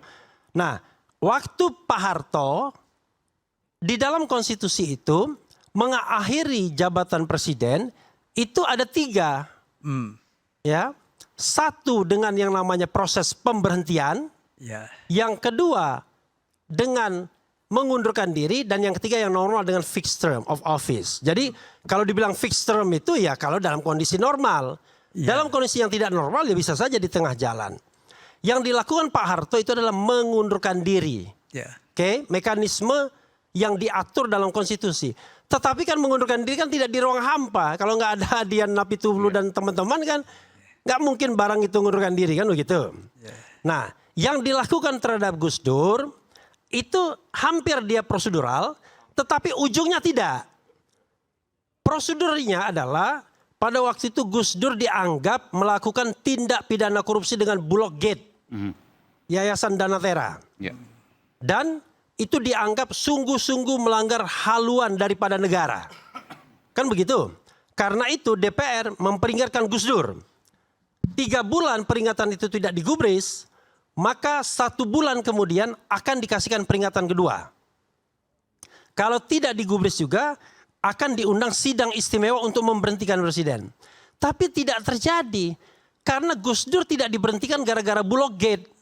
Gus Dur diberhentikan gara-gara memberhentikan Bimantoro sebagai Kapolri dan membubarkan DPR. Ya, sehingga terjadi eskalasi yang tidak ada kaitannya dengan inisiasi impeachment awalnya, the trial of impeachmentnya di awal. Dia sudah melanggar sesuatu hal yang sangat serius. I know, tetapi itu ujungnya itu tidak ada koneksinya dengan Bulog Gate itu. Ya betul. Makanya kemudian itu eskalasi politik. Sehingga pada waktu itu kumpul semua yang di daerah kumpulkan untuk memberhentikan Gus Dur. Bukan lagi soal Bulog Gate, tapi soal Gus Dur yang membubarkan DPR, yang memecat sebelumnya. Ya ada maklumat itu dikeluarkan oleh Gus Dur. Ya kan? Ya kan dengan maklumat itu. Ya.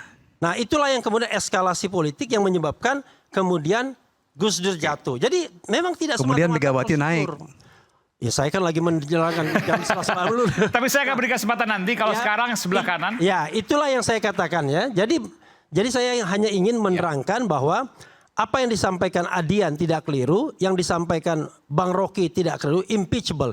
Ini barang memang impeachable. Masalahnya adalah orang-orang ini kan penakut semua. Orang-orang ini pada kemaruk dengan kekuasaan semua. Orang-orang ini takut kehilangan jabatan semua. Jadi di mata dia banyak sekali kesalahan yang dilakukan oleh presiden sekarang.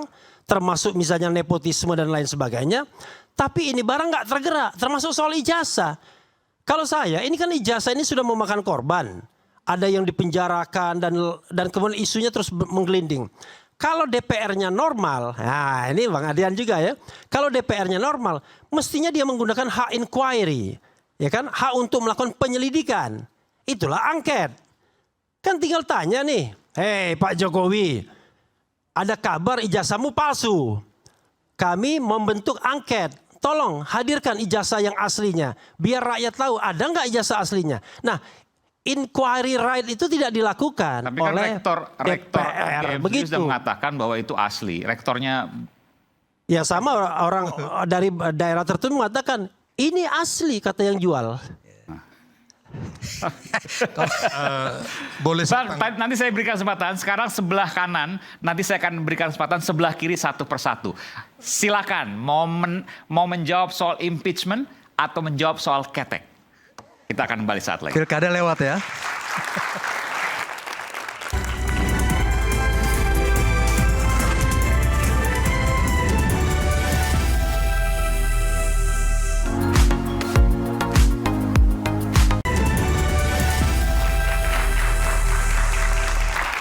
Kembali di Rakyat Bersuara, tadi sudah kubu yang sebelah kanan yang saya boleh katakan pro impeachable, bukan impeachment ya.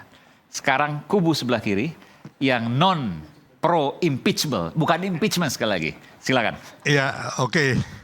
Itu tadi impeachable. Ya, pro kontra. Impeachable. Bahasa lainnya ya. Pro kemungkinan itu tidak pro kemungkinan. Jadi ini saya koreksi sedikit ya, Prof. Syarat condition mengenai pemaksulan ya. Menurut Undang-Undang Dasar 45 bukan 3 Prof, tapi ada 5. Yang pertama, presiden itu korupsi, melanggar undang-undang, ya kan, melakukan kejahatan berat, terus melanggar kepatutan dan etika. Jadi ada 5 ya syarat untuk pemaksulan. Saya khawatir itu salah itu. Saya hafal betul. Tanya Asrun. Itu malah tambah salah. Jadi presiden itu bisa diberhentikan karena melakukan ya kan pelanggaran hukum berupa pengkhianatan terhadap negara, suap, korupsi, tindak pidana berat lainnya, melakukan perbuatan tercela atau tidak lagi memenuhi syarat sebagai presiden dan atau wakil presiden. Itu bunyi pasalnya. Makanya saya katakan kategorinya jadi 3. 1, melakukan pelanggaran hukum berat. Kategori kedua, perbuatan tercela. Kategori ketiga, tidak lagi memenuhi syarat. Bisa dibaca di Undang-Undang Dasar. Ya, di Undang-Undang Dasar bisa dibaca. Ya, jangan ditambah-tambahin. Kasihan nih anak-anak nih kalau dikelirukan. Saya membenarkan. Oh, oke. Membenarkan. Bukan setuju ya, membenarkan. Ya. Kategori lebih tinggi lagi tuh. Maaf dulu kalau salah. Enggak, kita ya udah oke lah kalau gitu ya. Jadi intinya hanya begini. Hanya kalau kondisi sekarang menurut saya ya kan, kalau memang terjadi pemaksulan ini menurut saya pepesan kosong ya. nggak ada yang perlu kita khawatirkan saat ini untuk menuju pemaksulan. Iya, makanya kita juga nggak khawatir gitu loh, santai-santai aja. Kan negara ini baik-baik saja gitu loh. Hanya kemarin memang ya kan teman-teman turun mengenai revisi undang-undang pilkada gitu loh. Ya. Ya kan? Tapi kalau yang lainnya sih kita bisa hari ini bisa siaran dengan baik, masyarakat bisa makan, dan juga kita semua kebebasannya tidak terbelenggu gitu loh. Ya, jadi intinya bahwa sampai sejauh ini kita melihat semuanya baik-baik saja begitu. Ya kan, Indonesia baik-baik saja. Ya, demokrasi kita, perpolitikan kita, termasuk perekonomian. Jadi peringatan darurat itu Anda tidak setuju, Indonesia baik-baik saja. Gitu. Saya tambahkan boleh sedikit? Boleh izin? Silakan. Sampaikan di mana negara sedang baik-baik saja ketika ada 40 tempat bentrok mahasiswa dan aparat. Di mana definisi baik-baik saja? Ketika ada lebih dari 2.000 mahasiswa ditangkap di berbagai kota. Di mana definisi baik-baik saja? Ketika ada yang luka, cacat, berdarah, koma, matanya satu, hilang di Bandung. Apakah itu definisi baik-baik saja? Jangan-jangan kalian sudah tidak mampu membedakan mana yang baik dan tidak baik. Saya kira gini kalau soal Jangan dasarnya. dong, bukan nggak sebentar. Ya, Artinya gini, bahwa kemudian kita bisa duduk bersama di sini, itu tidak menjadi satu-satunya indikasi bahwa negara ini baik-baik saja. Tapi kalau ada 300 lebih mahasiswa ditangkap, sebagian hidungnya ada yang patah, giginya copot, dianiaya dan sebagainya, bermalam tanpa tempat yang layak dan bla bla, dan terjadi aksi massa bergantian di 40 kota, nggak ada yang bisa bilang Indonesia sedang baik-baik saja. Adian, ya kita ini juga sering turun aksi, ya kita sama-sama begitu loh. Dan tiap hari juga hal-hal yang begitu terjadi kok. Dan Indonesia baik-baik saja. Gitu loh, tiap hari kita demo, kita aksi, kita melakukan advokasi buat rakyat.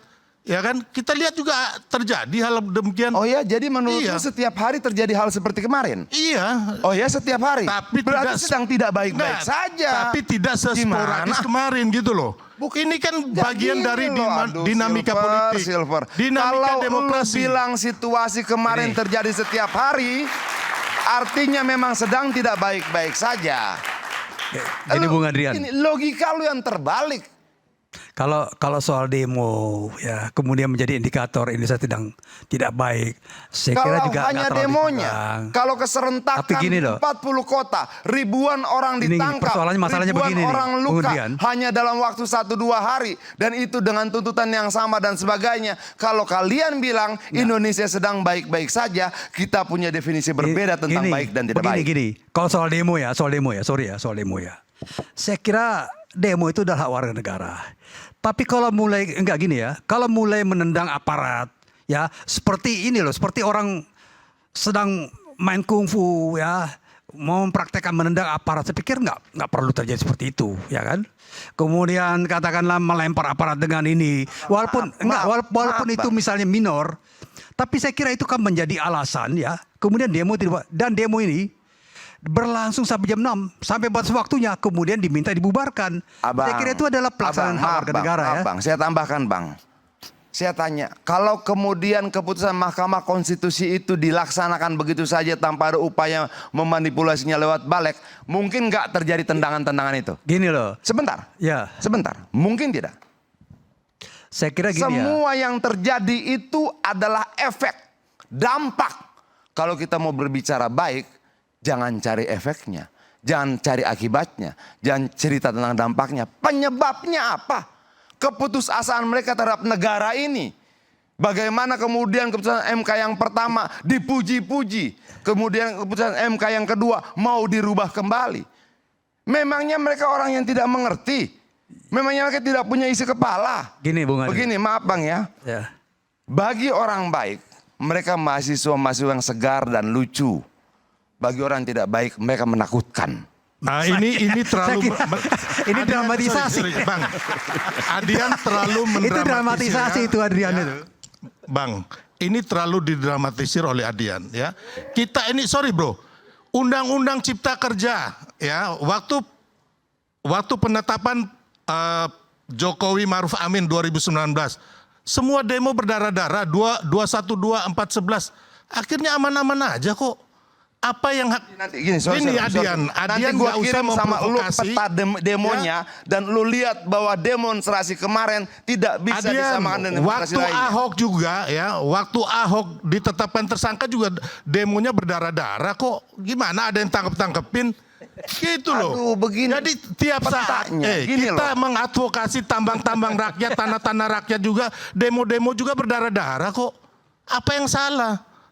Nanti gua kasih Enggak. Ini nanti gua kasih jangan terlalu didramatisir, bro. Ya kan? Ini baik-baik aja. Gak apa-apa, dramatisir juga gak apa-apa. Nanti gua kasih lu petanya. Iya.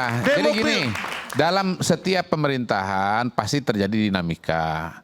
Undang-undang itu yang membuat ya melibatkan banyak kelompok. Seperti misalnya Undang-Undang Cipta Kerja ada dinamika. Undang-Undang KPK ada dinamika.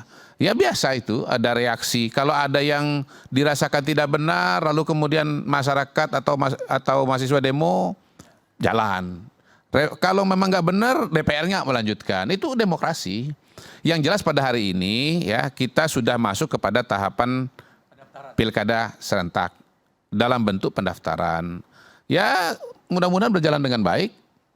Menggunakan keputusan 60-70, partai politik mengalami dinamikanya dan masyarakat pada hari ini saya lihat ya sedang melihat apa yang terjadi dengan pencalonan-pencalonan di daerah masing-masing.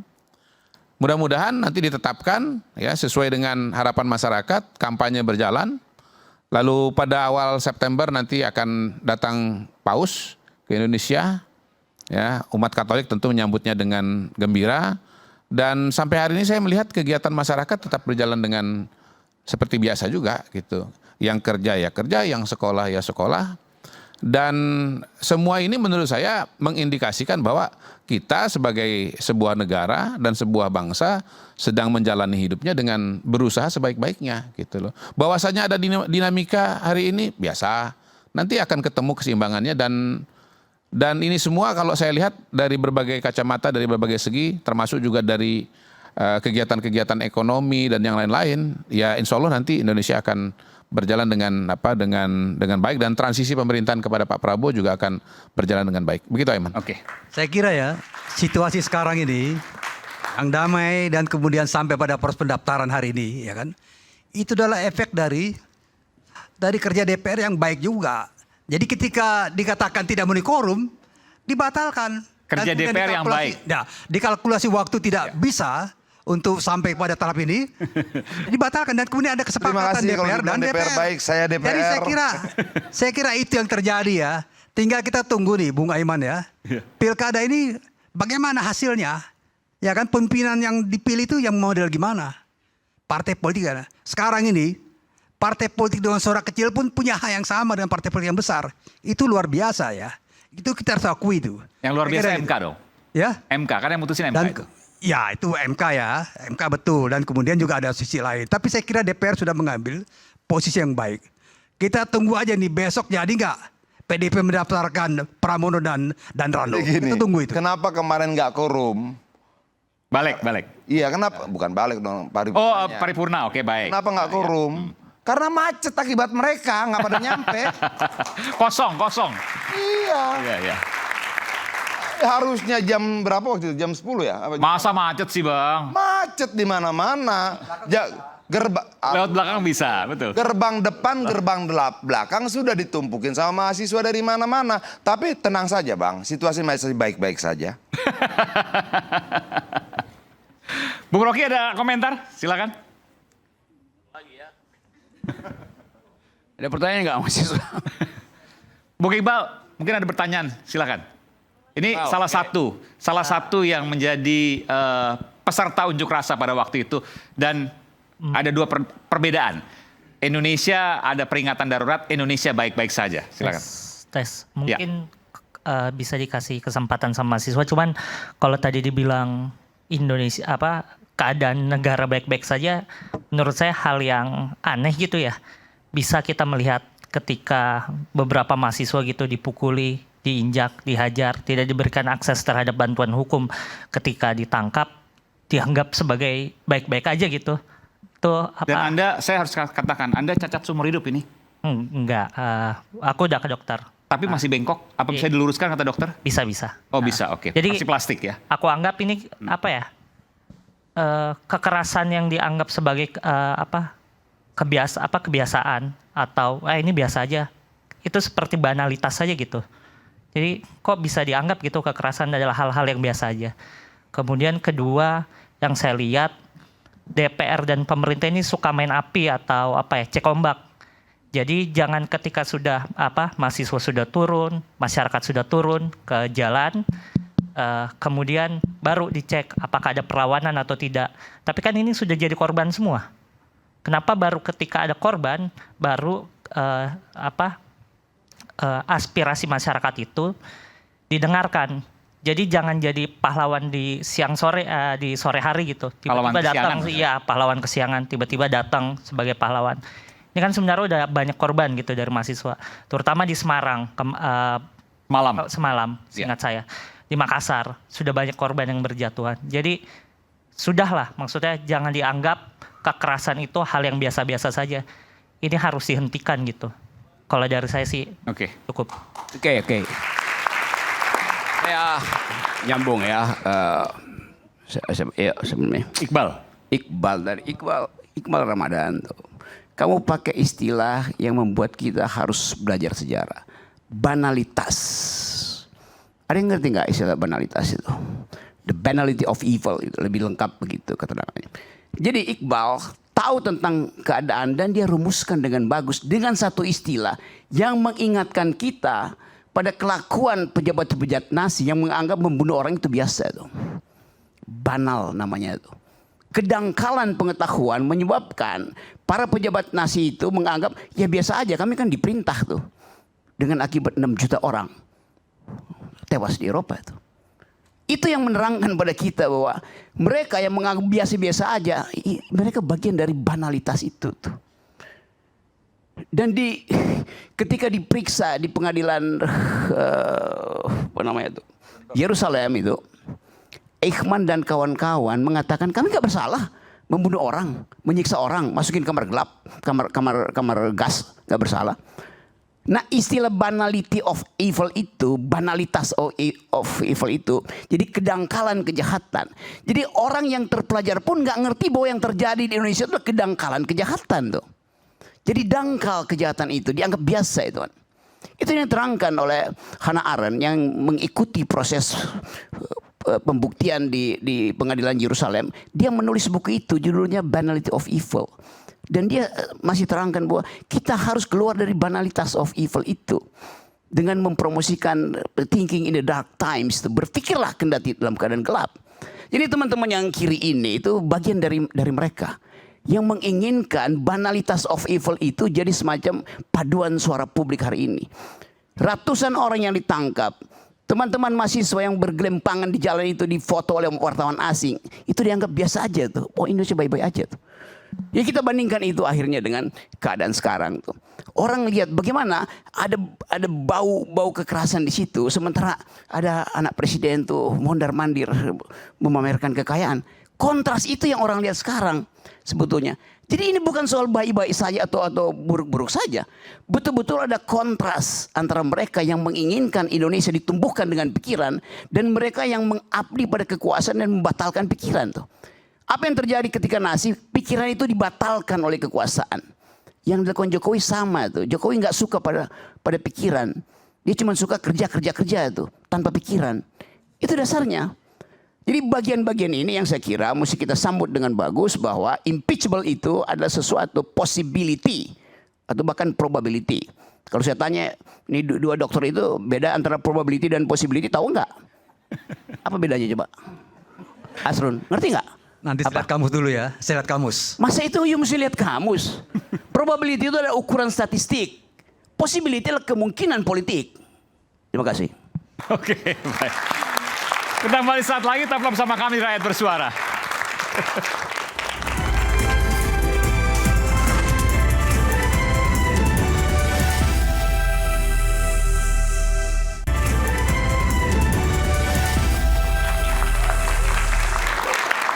Sampai di sesi terakhir Rakyat Bersuara, saya memberikan kesempatan satu persatu untuk closing statement. Saya mulai dari Bung Silvester Matutina. Silakan Bung Silver. Ya, tadi saya mengapresiasi ya teman-teman yang turun, terlebih teman-teman mahasiswa ya. Tapi saya juga harus sebagai orang yang juga mungkin bukan lagi puluhan, ratusan kali turun aksi demo dan juga mengadvokasi rakyat di mana-mana. Kalau memang urusan pukul-pukulan atau tendang-tendangan itu bahkan menginap 1 kali 24 jam, itu memang terjadi fenomena ini di mana saja gitu loh. Ya, jadi bukan saya juga setuju dengan itu, saya sama sekali tidak setuju. Tapi memang kan kondisi kita ya kan, dari demo-demo yang ada dulu ya kan, dari kita contoh aja mengenai Undang-Undang Cipta Kerja, demo buruh, demo tanah rakyat, kan pasti ada gesekan-gesekan itu. Tapi kan sampai saat ini ya kita melihat sih Indonesia baik-baik saja gitu loh. Ya. Jadi tidak ada suatu horor yang menakutkan ya kan, aparat bawa senjata, nembaki atau bunuh orang. Saya akan di depan untuk itu. Saya yakinkan 100% saya juga di depan. Gitu loh. Tapi kalau gesekan, adik-adik turun, saya pun sering gitu loh. Hidungnya bengkok, Man. Iya. Dan itu silakan, kita juga prihatin ya. Saya juga turut prihatin, Bang. Kalau bisa ya lakukan gugatan atau apa gitu loh. Ya bukan berarti kita ini nggak kita prihatin dan kita juga tidak mau kekerasan ini berlanjut. Tapi memang situasi di lapangan kalau kita melakukan aksi itu biasanya memang terjadi dari dulu sampai sekarang gitu loh.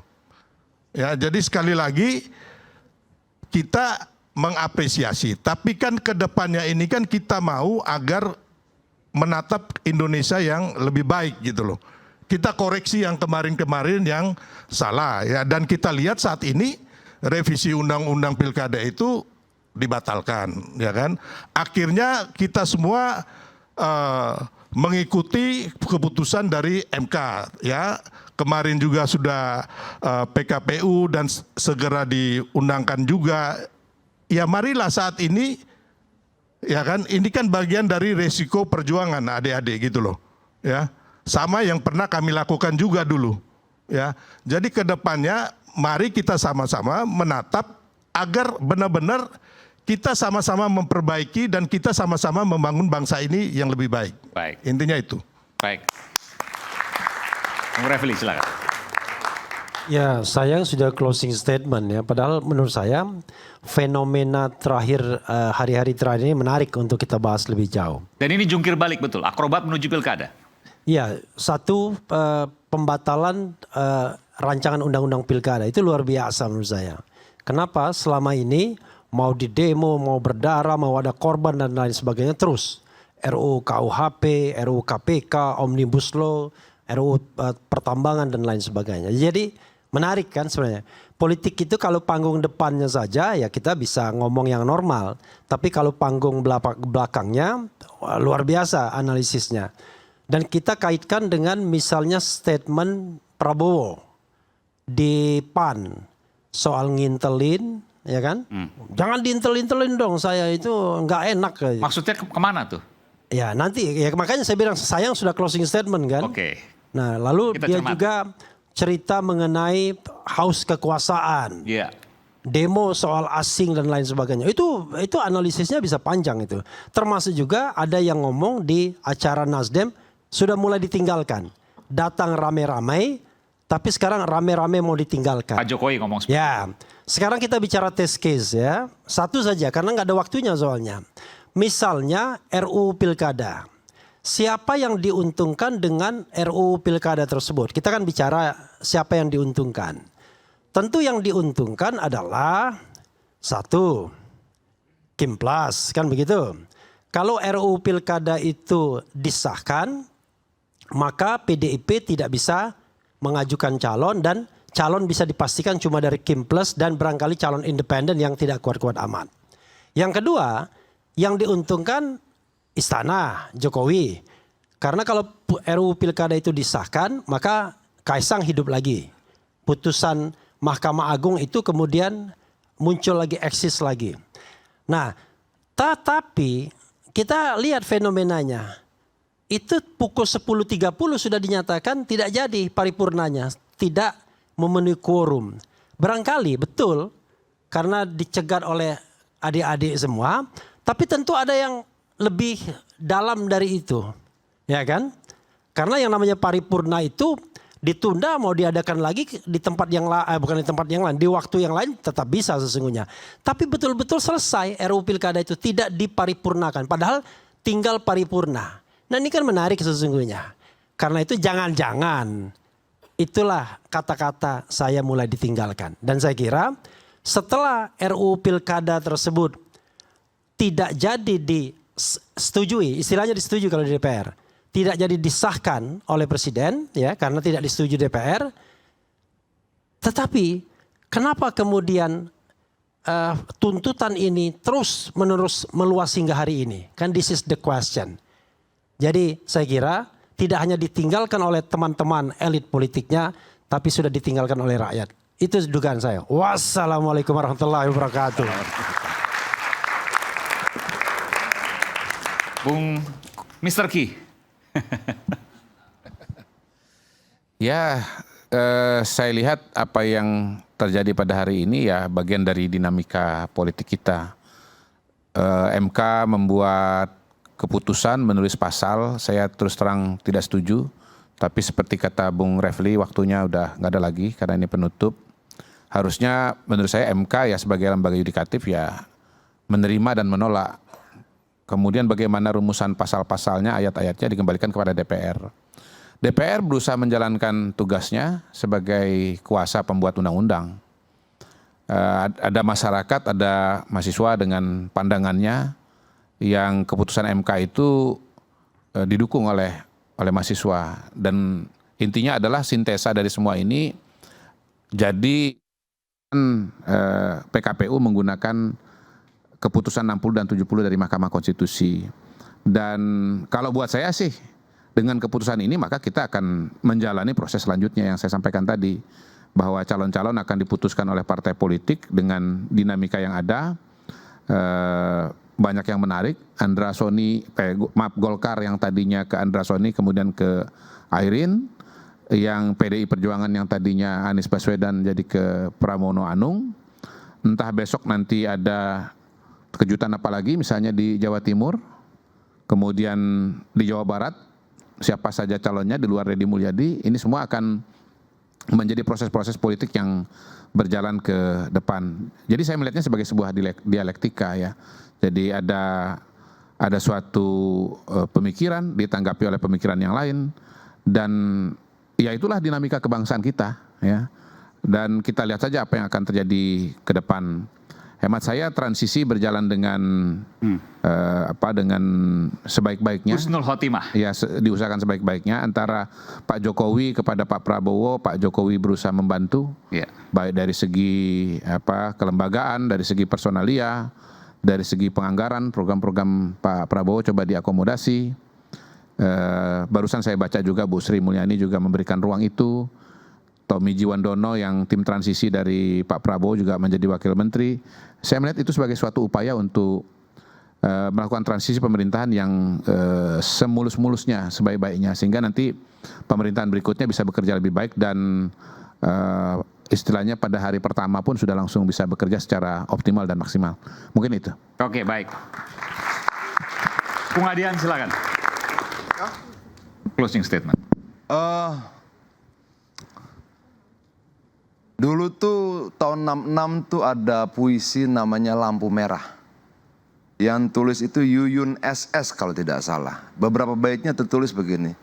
Bila hari ini kenyataan dipalsukan, bila hari ini kebenaran didustakan, tunggulah hari esok. Kemanusiaan akan dinistakan. Bila hari ini orang lain ditidakadilkan, bila hari ini orang lain ditidakbenarkan, tunggulah hari esok, engkau akan dapat giliran. Nah itu puisi yang ditulis oleh angkatan 66. yang kemudian saya bacakan 26 tahun lalu oleh Angkatan 98. Dan peristiwa yang serupa dalam puisi itu terjadi lagi 2024 kemarin. Artinya bahwa ya kita tidak pernah belajar. Kita tidak pernah belajar bagaimana memperlakukan rakyat dengan baik. Kita tidak pernah belajar bagaimana menempatkan konstitusi dengan baik dan sebagainya. Sehingga kemudian dan sederhana kita bisa bilang itu kemarin cuma dinamika. Oh ya, merubah konstitusi, melawan keputusan MK dengan melalui institusi DPR, kita anggap itu dinamika? Enggak, itu sudah bukan dinamika. Tapi sekali lagi puisi itu kembali tertulis dalam kepala saya, bila hari ini kebenaran didustakan, bila hari ini kenyataan dipalsukan, tunggulah hari esok kemanusiaan dinistakan. Terima kasih.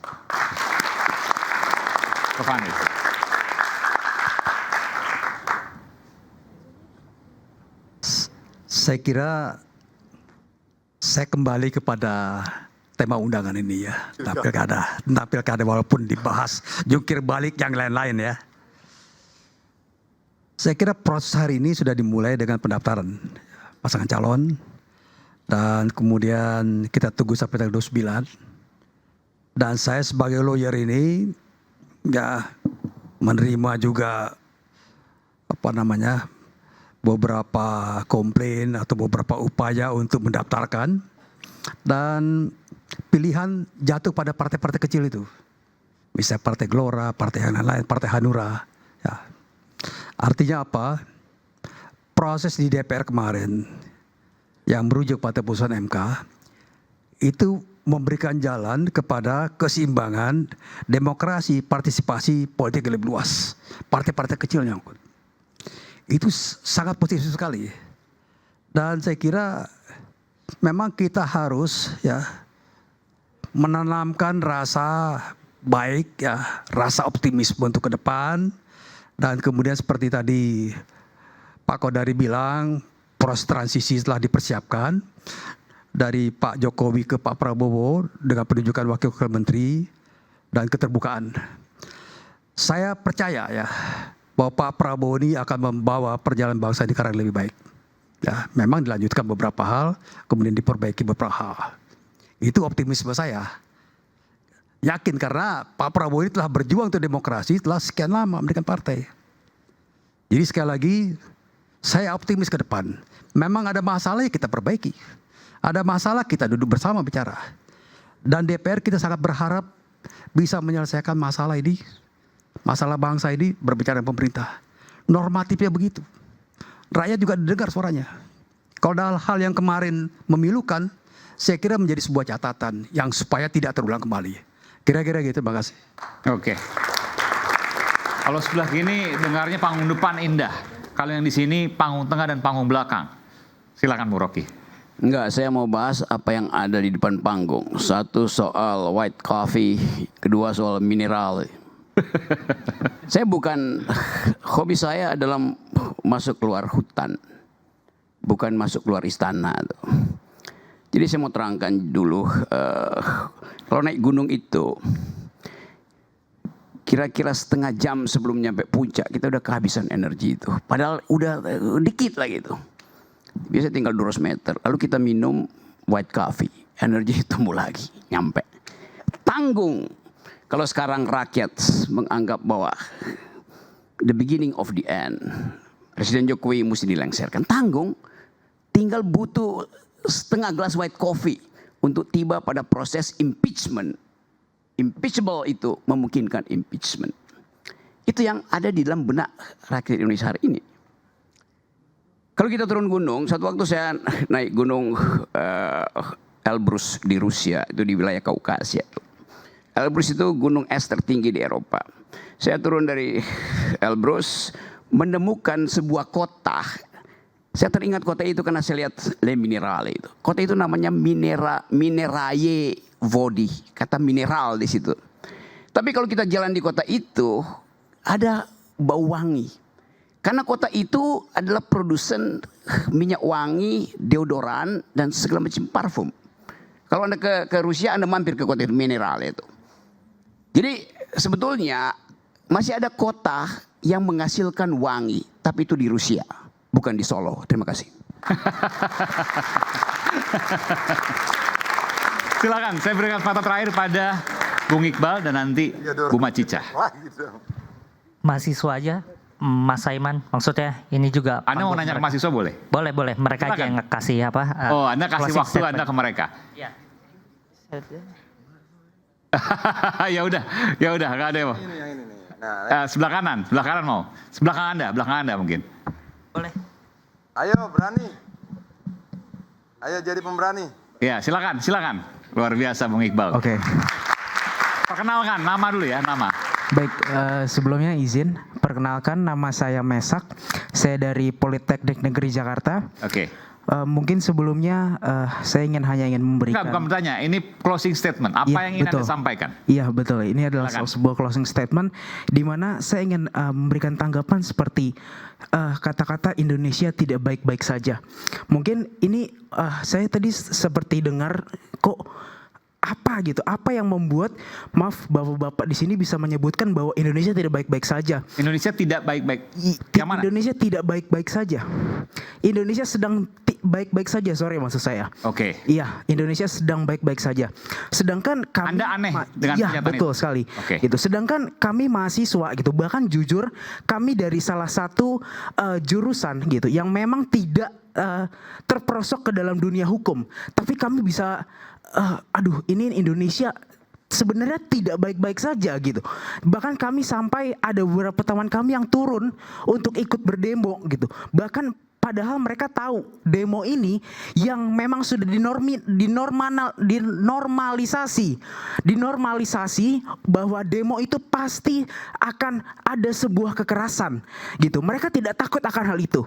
Mereka berani untuk apa? Untuk membuat Indonesia ini menjadi lebih baik lagi gitu.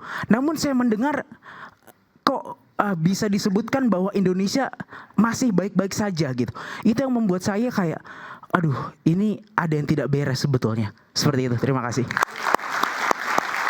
Bu Macica terakhir silakan. Ada yang mau disampaikan? Silakan. Singkat saja nggak apa-apa. Silakan. Mau panjang juga nggak apa-apa. Terima kasih. Saya mungkin sebagai orang tua. Ibu sempat menangis waktu Iqbal, padahal udah besar loh Bu ini, 28 tahun betul ya? Iya. 28 tahun yang kemudian sempat tidak ditahan ya, tapi kemudian masuk mobil tahanan dan diperiksa di ruang penyidik waktu itu ya. Ya, been there. Saya pernah seperti itu. Iya. Silakan. Saya prihatin ya sebagai seorang ibu, karena saya membesarkan anak saya bukan dengan mudah, apalagi dengan perjuangan seorang ibu yang sendiri membesarkan anak, kemudian ketika anak saya berdemo diperlakukan dengan tidak manusiawi. Saya kemudian melihat bahwa apakah harus anak-anak muda ini diperlakukan seperti itu. Mereka mau dibungkam, terus diperlakukan dengan dilecehkan, kemudian seperti hidung anak saya juga sampai bonyok, kepalanya juga ditendang gitu.